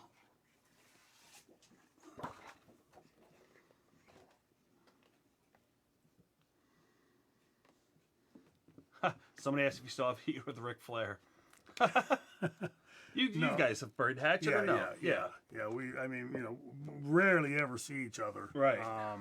And it's a shame. You guys could have done huge business with Yeah. him and ECW, but I don't think Paulie could have ever got Bischoff to give him for a night. Well, when he was having his trouble with Bischoff, I remember that. when Tully came up, not Tully, Arn. Right. When Arn came up, at the end of the night, Paul pulls me into a room with Arn, which was sort of out of the ordinary. Paul usually sat in the back of the table and Yep. paid everybody and stuff. And The little side room under the chair stairs. Yep. yes, and he said, Arn asked me, he said, Nate wants to know if he came here to work, can he trust you? And I thought about it for a second, and he wanted like $100,000 for one match or Yep. something like that. And, I knew it was going to be worth more than that, and we couldn't afford more than that. So I suggested to do a 3 pay-per-view or a 3-match deal to show my good faith to him. First one would be in Charlotte, I would lay down for him. Second one in Pittsburgh, he would lay down for me. Third one in Philadelphia, ECW Arena or the Spectrum if we could get it, on pay-per-view with a percentage going to him, and that one would be a 55, 56-minute classic. He'd later resolved his issues with WCW and killed that forever. So Oh, it would have been big business. Yeah. Who would have done the job in the third? uh, He would have to. in Philadelphia, baby. Yeah, exactly. All right. Is this one too? This is for Eric Leckberg. To Eric, cut the music. Okay, also in red? Yeah, also in red. Okay. No problem, Jason. Thank you. I'm glad you're watching, and I'm glad you love the show. We do this for you guys, so. Eric, what was it? Cut the music. Cut the Yep. music. Okay, let's see. Put that someplace it'll show. So yeah, guys, on Friday we got Christian. December 5th, Kevin Nash will be here. December the 12th, we got Jake the Snake Roberts, and then 1 week after that, December the 19th, we've got Lex Luger. He will be here. And of course, this coming Tuesday, we're back with our regularly scheduled auction with all brand new merchandise. I put a preview of the merchandise up today on Facebook, so you can check it out. We got a lot of new stuff. Got some belts signed by The Undertaker, lots of new 8x10s, lots of cool stuff. That will be taking place this coming Tuesday at 7 p.m. Cool. All right, Eric, thank you so much. There you go, Eric. Oh, Oops. if I can hold on to it. All right. Smudge. Now we're good, probably. Yeah, good. There you go, brother. Thank you. It's the poster's too hot to hold on to. Yeah. This is going to be for Let's see.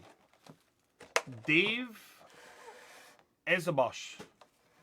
Eric Bischoff. Dave Eric Bischoff. We're just going to sign it. Okay. And wait, is that okay? Okay, that's Yeah, two yeah. action figures. Yep. So we'll go just on the bubble. Yeah, on the bubble. Okay. Somebody wrote, in my honest opinion, Shane Douglas is the most underrated and greatest heel in wrestling history. Even as a smart fan, I went back and watched 94-95 ECW and really couldn't help but hate Shane, especially due to his promos. Shane is the man and deserves more love. Thank you. Who said that? Cameron Longren. Cameron, thank you, brother. I appreciate that very much. All right. And there you go for Eric Bischoff. Yeah, it's Eric Bischoff. His first name's Dave. Yeah, there you go, Dave. Thank you, Awesome. brother. Good stuff. Then we have another one. This guy, Adam Delgros, he would like this in yellow. Okay, And he wants us to write ECW champion, the franchise, Shane Douglas. you got it.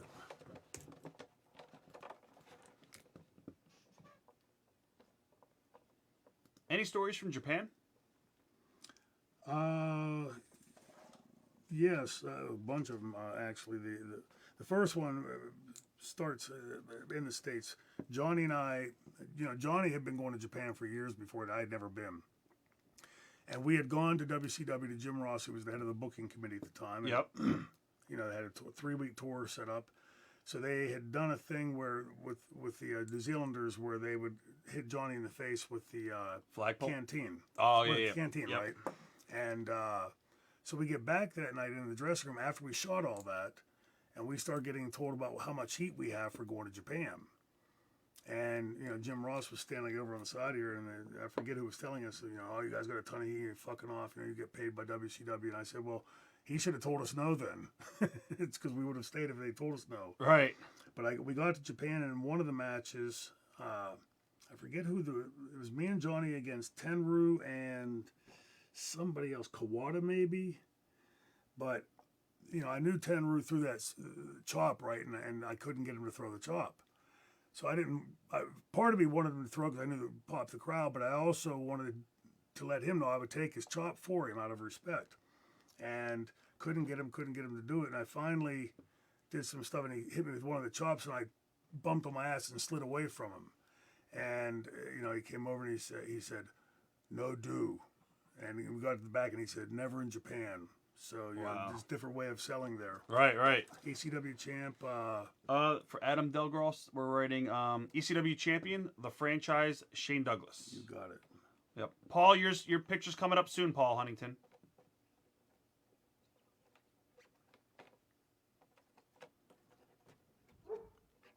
Rob, I do have that DVD. And don't forget, we have this belt, ECW belt, replica title. We're doing this for $600, and Shane will sign it and inscribe whatever you want on it, guys. There you go, Adam. Awesome. Next up is photo number 3 for Gregory Ream. We're just signing it. Okay.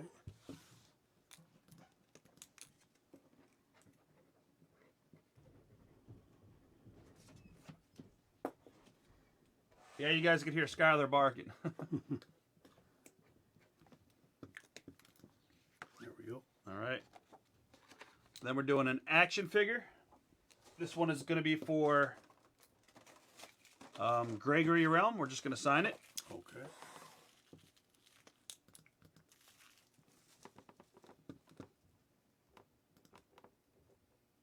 Bob Smitherin says, love the franchise and the Triple Threat. Thanks for all the awesome matches, the memories, and for changing the business. Thanks for being here for us nerds. I'm one too, brother. Thank you for being here, man.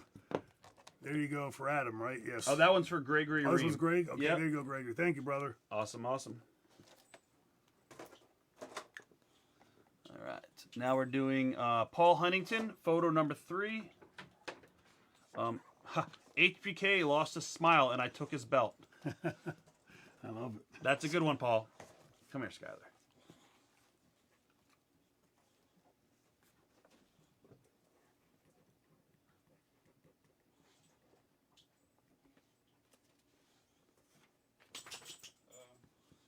What's that? This Oh, one. we signed on it. All right. So you gotta redo that. Yep. We got to redo Adams. We signed it on the plastic saran wrap by accident. Oh, Yeah. Sit down, Sky. Let's go. Retreat.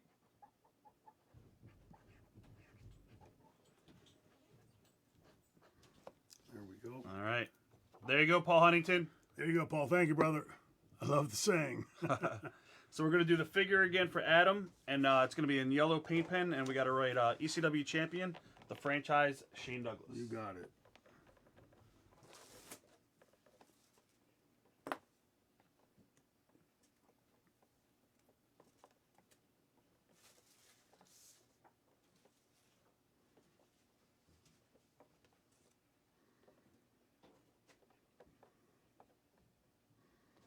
Rob, we probably won't have enough time to print out a DVD cover for you, but we will have other stuff, Rob. There you go. All right. There you go, Adam. All right, this is going to be photo number 2. We're going to write to the future Wes from the franchise, Shane Douglas. To the future Wes. Yeah, to the future and then WES, right, Joe? Yep. Whatever it says is what he wrote. Okay. Yep, to the future Wes.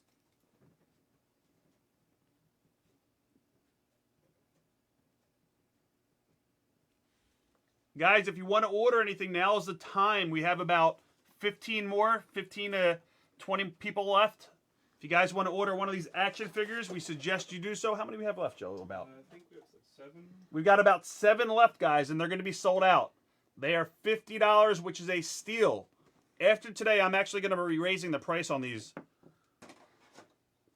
There you go, future Wes. Awesome. Thank you, Michael. All right, we got another action figure. This one's going to be for Curry Myers, and we're going to write to Scott. Okay. Let's see.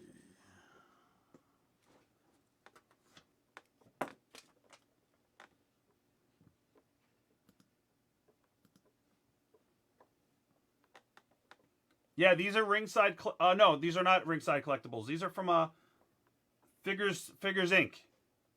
This is the Figures Inc. exclusive.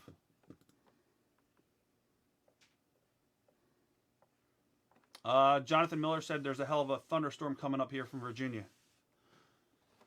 Is it Lance Storm Yeah. or James Storm? Yeah. Which or the Storm Brothers. Yeah. All right, that's for Curry Myers. Thank you. Photo number 2 we're just signing, and this is for Raymond Williams. So, guys, again, if you want to order anything, now's the time. We're going to be wrapping up in the next 15 to 20 minutes.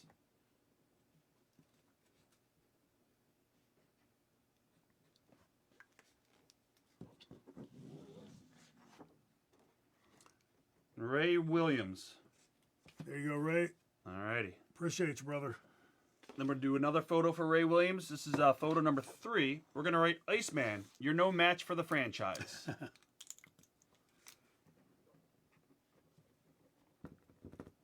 And obviously, thank you for being here today. You had some great stories so far. Oh, I love talking about this kind of stuff. Like I said, it gives me a chance to relive that stuff that you know, it's back there in your head someplace, and then take somebody asking a question to find it. Yeah. Yeah, Chris, he had an ECW figure. I think we've sold them in the past for sure. So if anybody wants the belt, I'll just do it straight up for $600. We don't even have to auction it, guys.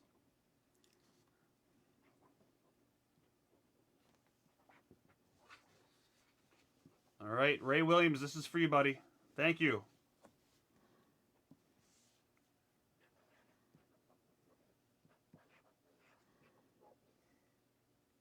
There we go. Yep. All right.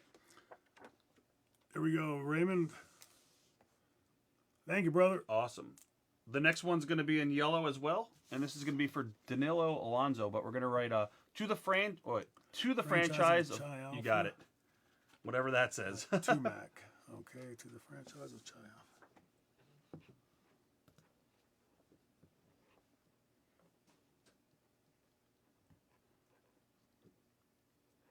Andrew Mine says you have more stories than the Bible. I don't know. I think those was probably a little bit better. But Somebody asked what it was like working with Randy Savage. oh, great. You know, I know I keep saying that, but like to me, this was all, you know, like for a kid like me to break into wrestling and Tumac, right? You know, and then suddenly be in the ring with guys like Randy Savage and you know Jake Roberts and Butch Reed, Paul Orndorff, on and on and on. It just always amazed me. And Randy, he was my first match when Danilo. Okay.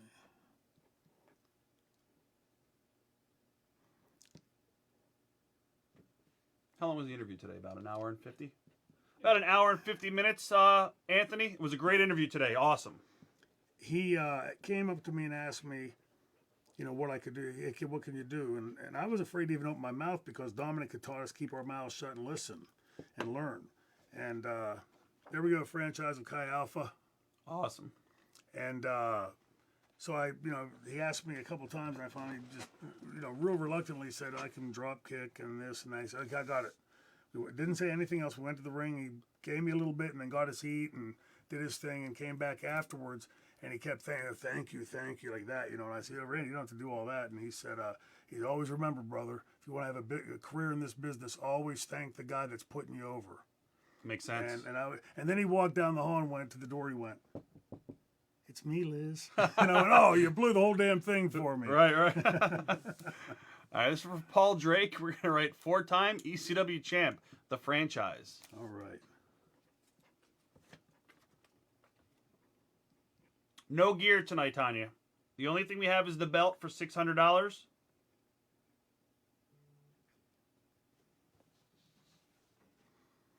You got about 12 autographs left to do, 12 to 15. So if you're going to order something, now is the time because we're going to let Shane go back to Pittsburgh. He's got a long drive home. What, about 5-hour drive? Yeah, about 5, give or take. I got to get my son to bed and to school tomorrow. So. Yep. All right, Paul Drake, There we this is go. for you. There you go, Paul. Thank you, brother. All right. Next is going to be up for Jeff Freer. And we're going to write to Jeff in yellow, to Jeff the franchise. You got it.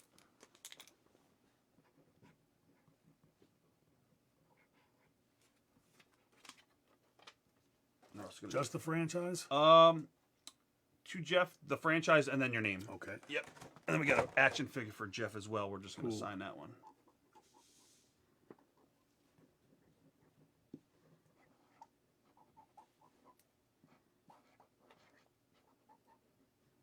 Somebody said the Steelers are winning 12-7.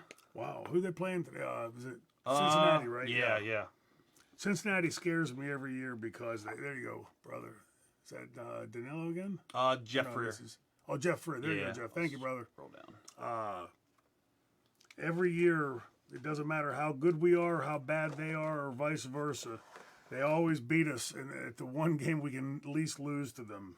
So undefeated, I'd say this probably got that markings all over it. All right. This one we're just signing. This is for Jeff Freer. George Okay. Tahinos is on here. He said, Is he? yeah, one of the greatest photographers of all time, besides Bill Apter. What's up, Georgie? George said, Night the Lamb was crossed or crucifixion. Yeah, I can't even speak today. Crucifixion angle. Any memories of those nights? Yeah. So Night the Lamb was crossed was one of my favorite shows of all time in the company of the history. We had History of the company. Kurt Angle there, who had just come off the Olympics and was really, I was the one that made the connection to him through Mark Madden in Pittsburgh. And the only thing he was worried about was his image, right? Right. Rightfully so. He's looking to get big. It's funny you're saying this because Kurt told this story when he was here a couple weeks ago. Really? Yep, Yeah. So he, he's upstairs in the reason he was there ostensibly was just to watch and do commentary on Taz's match, the Olympian talking about our shoot fighter. And I'm in the backstage area, and here comes Paul around, the stairs, and he's as fast as he can bring him down the stairs. His eyes are this big, and he goes, "We need you up here right away. You got to calm Kurt down." I said, "What's going on?" Kurt comes around the corner, and he's mad as hell, right? And I'm going, "What the hell's going on?" So Paul points to the monitor. I look at the monitor, and I see the upside down crucifix. Yeah. You know, some things you don't touch. Is like you don't talk politics. You don't, you know, play with religion, right? Right, It's right. just a bound loser for you. Just again to show you the difference in the world, there were a ton of professional photographers in the building that night. We pulled them all back and explained why we to please not show that picture, and they all did for a while. That picture didn't leak out for quite a while. Right. Really, Oh, we're gonna all pros. we're gonna write to my buddy Dirty Steve. Okay, This is for Steve Robertson. my buddy, Dirty Steve. Dirty Steve. There we go.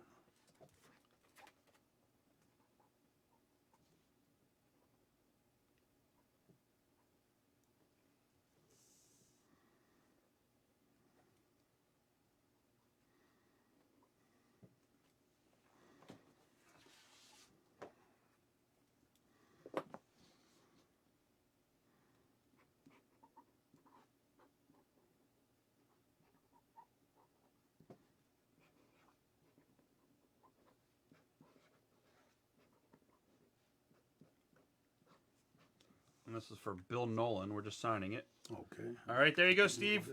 Thank you so much. Thank you, Steve. Awesome, awesome.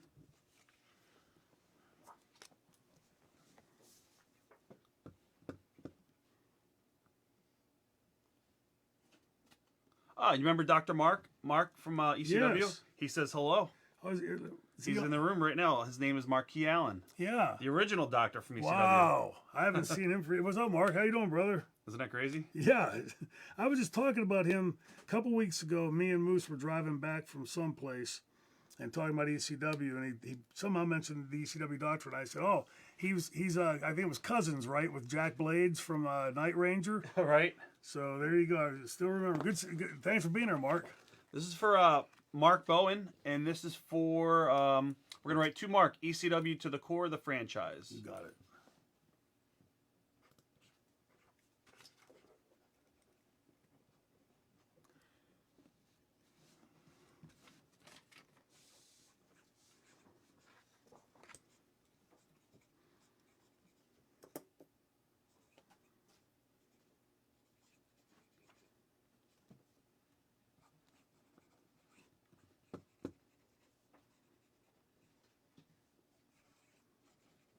Yeah, we're not doing any ring gear, guys. Nothing done, unfortunately. We got the belt done.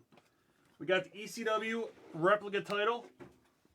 And we're doing this for $600, guys. And it'll be signed and inscribed by Shane.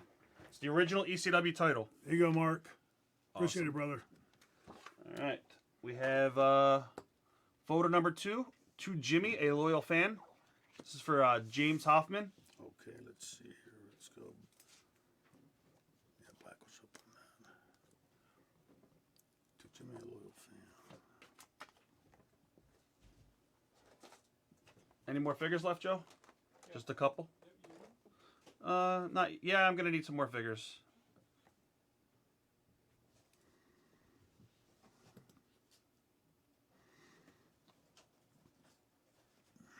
All right, James Hoffman, thank you.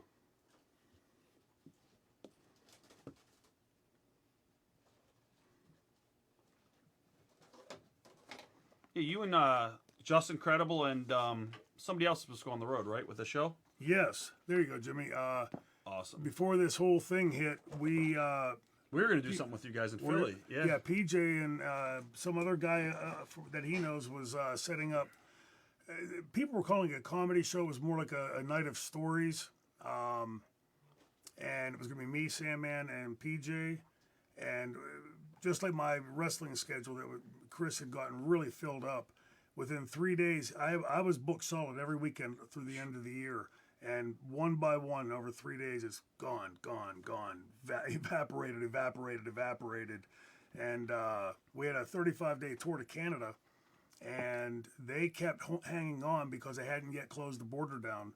And they were hopeful they were going to get it. And then, like a couple days later, it went down.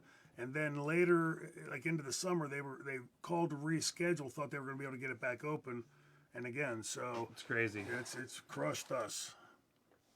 We're just signing this one. This is for Frank Ferraro. Okay.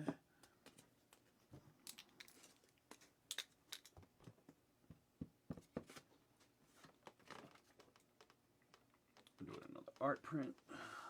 Yeah, I got a story to tell about Dr. Mark. Right. when I told the story earlier about when Sandman hit me in the neck with the cane, and now you have to understand the backdrop of all this. We were always ribbing the fuck out of each other. Everybody was trying to pull everybody's leg all the time. Right. So they get me back to the back, and they got the collar on my neck, and I'm laying on the floor, and Dr. Mark holds up a great big safety pin, opened up. He goes, "Let me know when you can feel this." Like I'm laying on my head, so I can't look down, and I see his hand going like this, and I think he's fucking me, like he's not really touching me. I said, "Quit fucking around." He looked at Tommy Dreamer was right here. He looked at Tommy, and he went. And I thought, oh, I started crying. Jesus Christ, my neck's broken. I can't feel a thing. Right. Oh, that is awesome. Thank God I was wrong, Dr. Mark. You were right. All right, this is for Steve Camp. We're just going to sign it in red. Okay. Let's get this primed up again.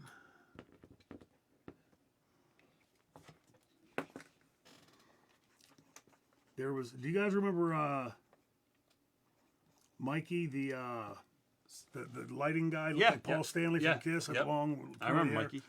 Well, he was standing there, and they were the ambulance lady came back, and I remember her she's too. telling me that they're going to take me. They're saying let's take him out through the crowd. And I looked at Big Dick and I said, "Please, don't let him take me through the crowd." Speaking Carney to Right. him, like, don't let him because there's an outsider there. And Mikey was standing there, and he later told me, because I thought you were really fucked up. I go, "Why is that?" He goes, "You were speaking gibberish." He didn't know, Carney. Yeah. That's awesome.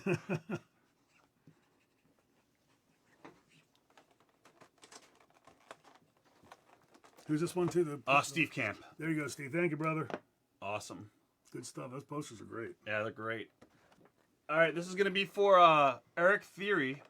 We're going to write Cut the Music, the franchise. Okay.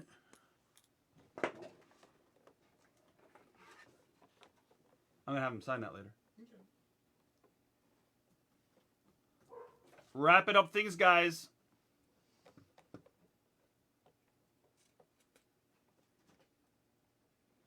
How many figures are left, Joe? I don't know, because we didn't do them all yet. Yeah, I need 3 more from over there. There we go. That's to Eric Theory. Eric Theory. Yep. Here you go, brother. Thank you. Awesome.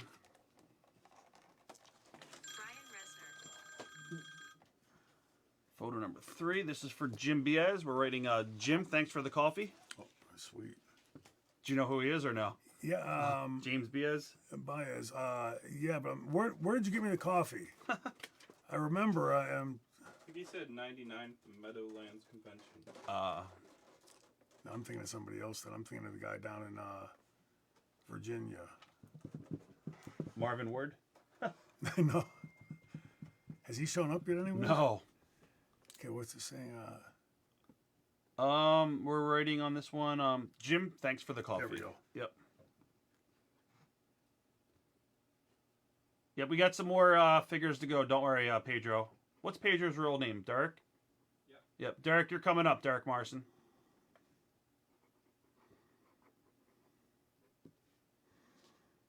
And how many we have left? So we could... A couple. Guys, if you want to figure, now's your time. We got a couple left. And we're going to be wrapping things up pretty quickly, guys. Get your order in on the figures. What's up, Bobby? There you go, Jim. Thank you, brother. All right. Then we're doing a figure to Dale. Yep.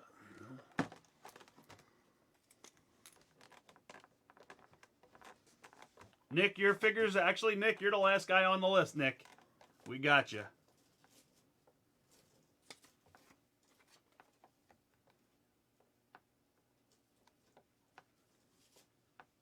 Jim said he met you at the Kiss Expo and also at the Quaker Bridge Mall in New Jersey in '99.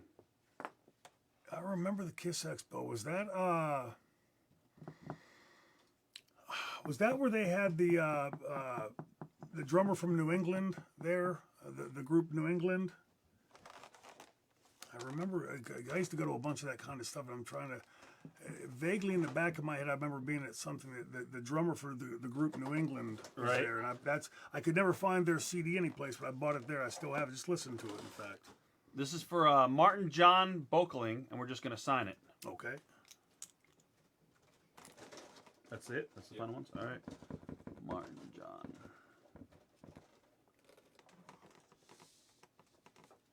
You fed her yet? Yeah. Cool.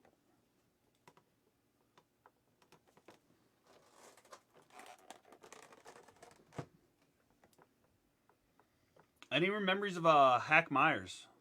Yeah, Hack was He was a good hand. yeah, good hand, and for, like one of those guys. You know, you look at over the years you've been in the business, and you think of guys that had talent and never really got that big break.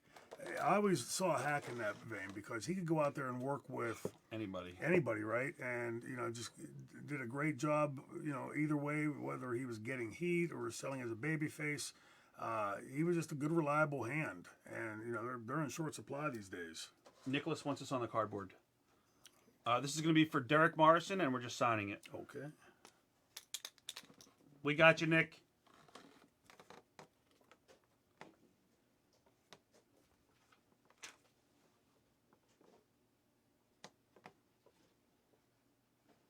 Oh, wow. Here's the pictures of Jim Biaz and you from the kiss. He just texted it to me.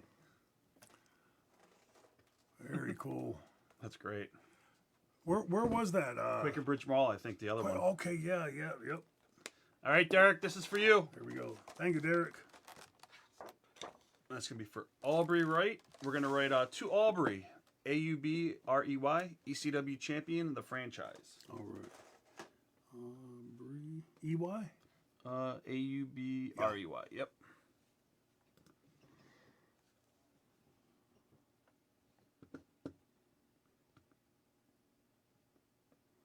Oh, no problem, Martin. Thanks for watching, for real.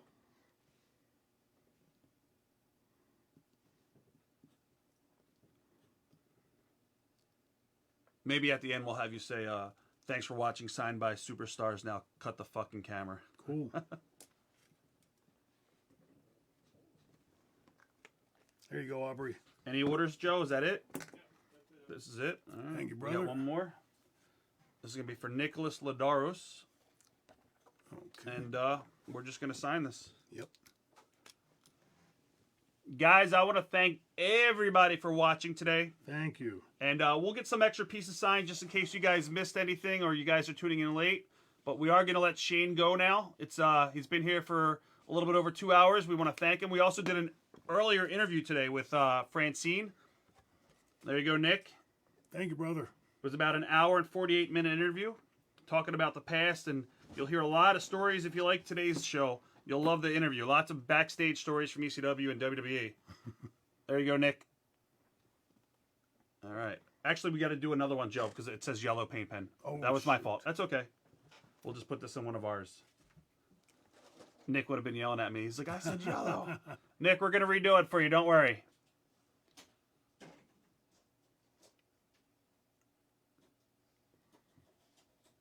Pittsburgh's winning 19-7. What is it? First half, second half, early, late? All right. Okay. Oh, we're just signing it for Nick Signing, again. okay, Yeah. there we go. You know what? I don't know if yellow's going to show up on that very well. Maybe on the white part where your face is. Yeah, I can.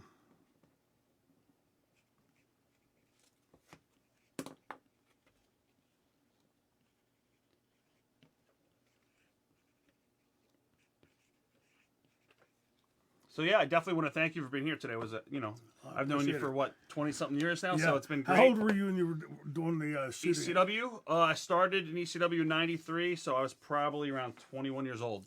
I thought you were even younger than that. 'Cause Yeah, it was 2021. It's crazy, wow. right? Yeah, it is. It's So, crazy how the time flew by. Huh? yeah, I still Wow. feel young, so I don't know. Yeah, Hopefully you do too. I feel it. My knees don't feel so young anymore, but yeah, it's yeah.